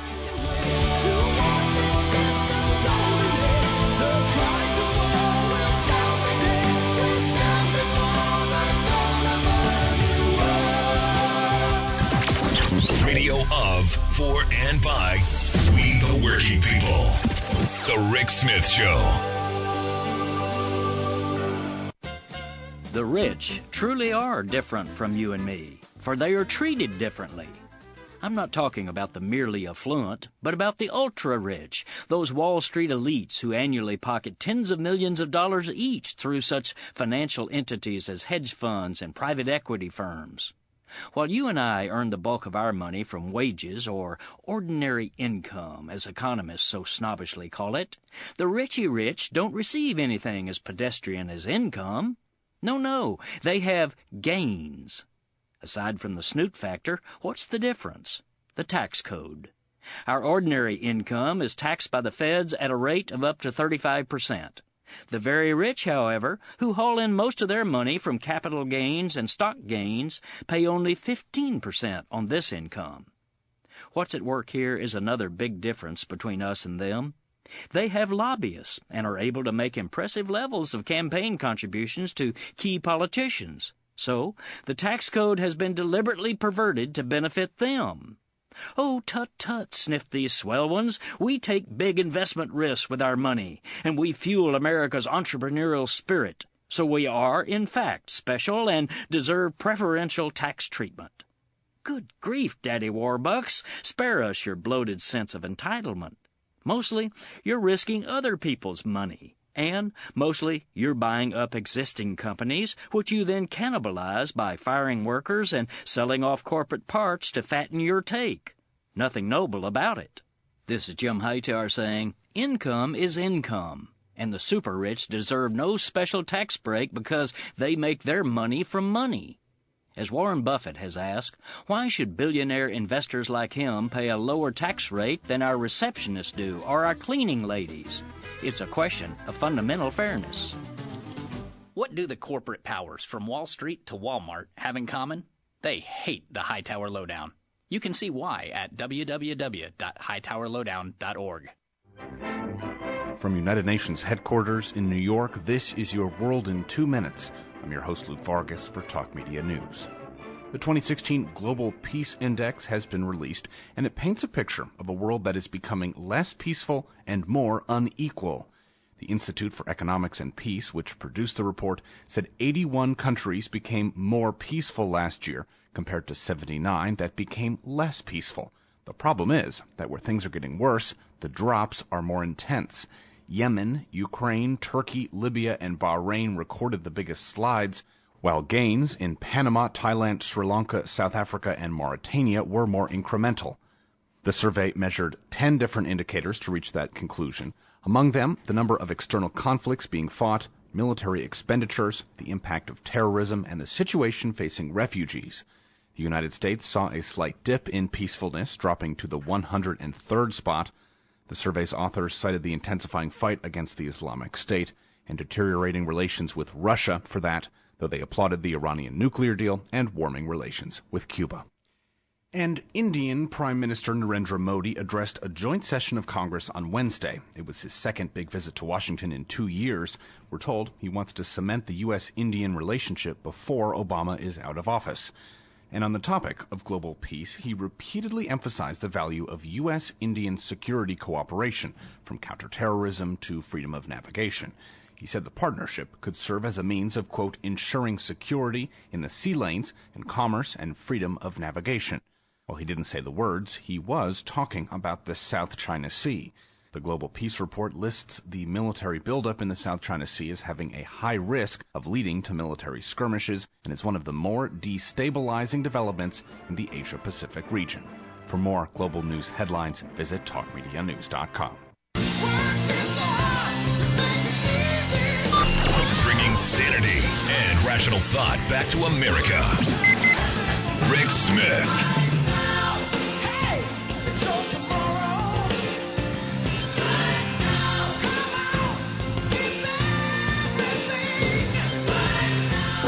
Smith Show. Check out the website, thericksmithshow.com. Janice sent me this article on Roseanne Barr and asked, what are your thoughts of this? And look, Roseanne Barr ran for president back 2012. Evidently, they've done a documentary. It's going to be released on July 1st. So there's tons of, I shouldn't say tons. There's some buzz around Roseanne right now. And the Hollywood Reporter did an interview with her and asked the nut farmer, which I think is kind of funny. Like, I like Roseanne. I think she's one of those people who says what she thinks, whether you agree with her or disagree with her. I love the honesty, but I do think it's kind of funny that she is a nut farmer, and then she's opening up a marijuana dispensary in Orange County, California, called well, never mind. I can't say it. Terrestrial radio, not going to allow me. But there were some interesting quotes that came out of her interview with the Hollywood Reporter. And, one of them being this thought on voting. And there is, she was asked, does your vote count? Do people believe their votes count? She said, from what you said in the film, it doesn't. And she said, no, it doesn't matter at all. And if it did, they wouldn't let you do it. And there's got to be some truth to that. If it really mattered, if we really had a true, honest say, would they let you do it? That's an interesting frame. Now, I've always been of the mindset that change only happens when you have cultural change, when you have a societal change, when we start saying as a nation, when it becomes groupthink, that whatever. Much like the Republican noise machine has said, we need lower taxes and we need less intrusive government, and we need to bash the others. That became the groupthink there. That has to happen on the other side, where we say, we want decent wages. We want jobs to remain in the country. We want trade deals that benefit us. Hey, try that.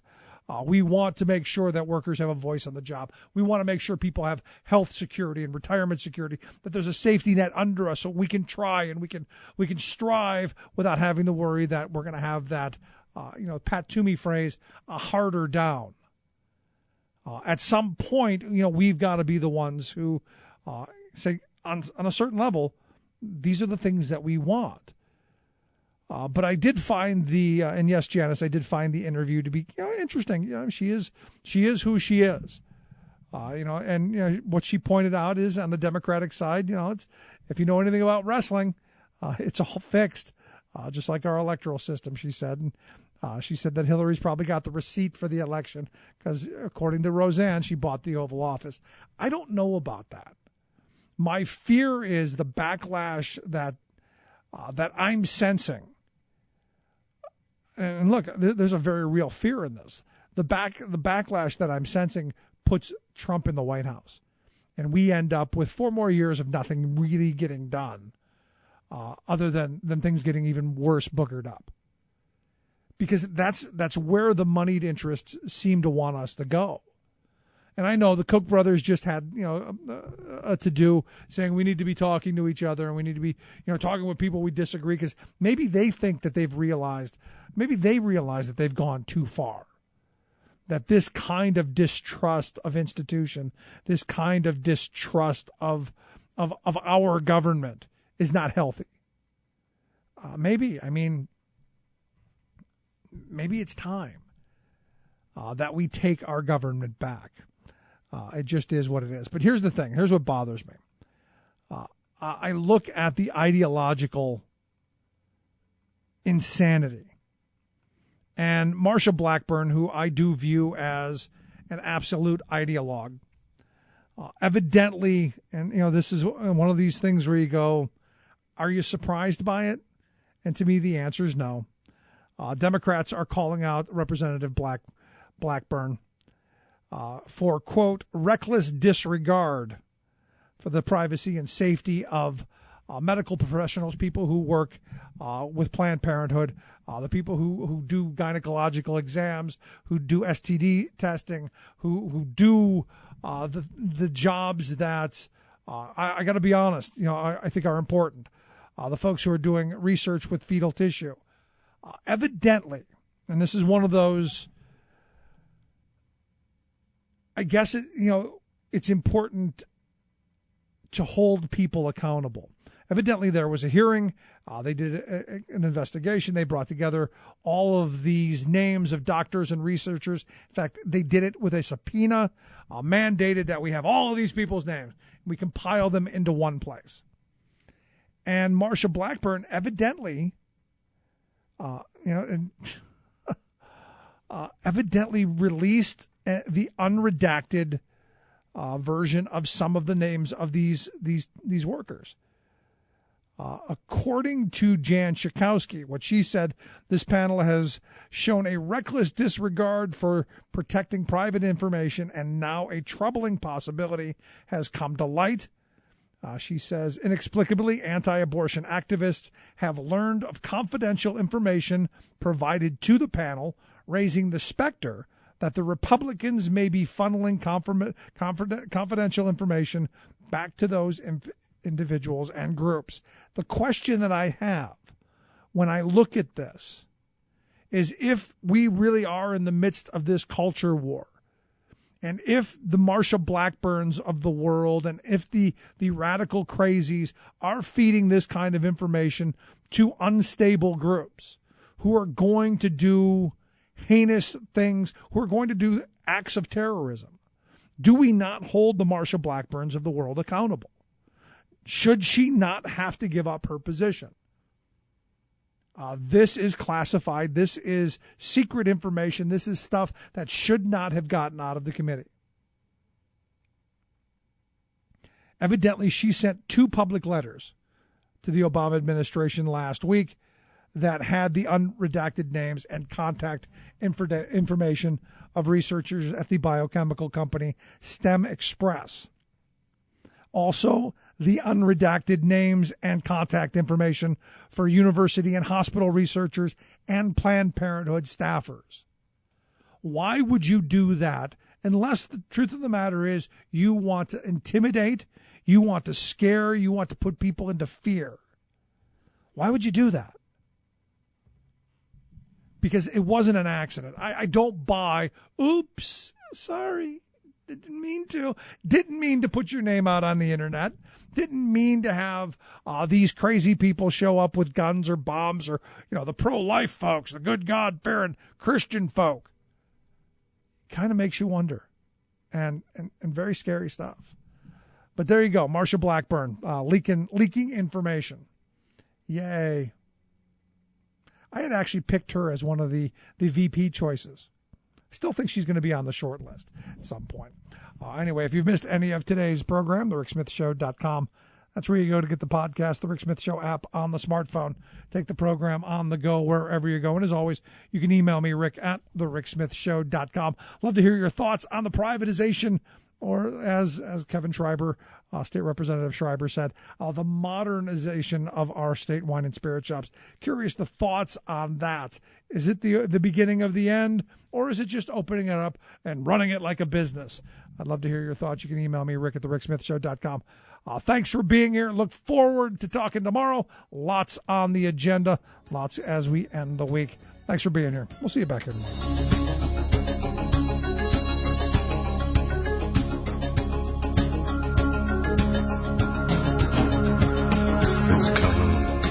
You've been listening to The Rick Smith Show. Together, we can make America better. Email Rick at thericksmithshow.com or interact with us anytime at thericksmithshow.com. Until next time, this has been The Rick Smith Show, where working people come to talk.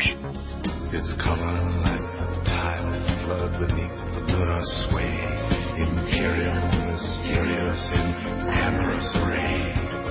Democracy is coming to the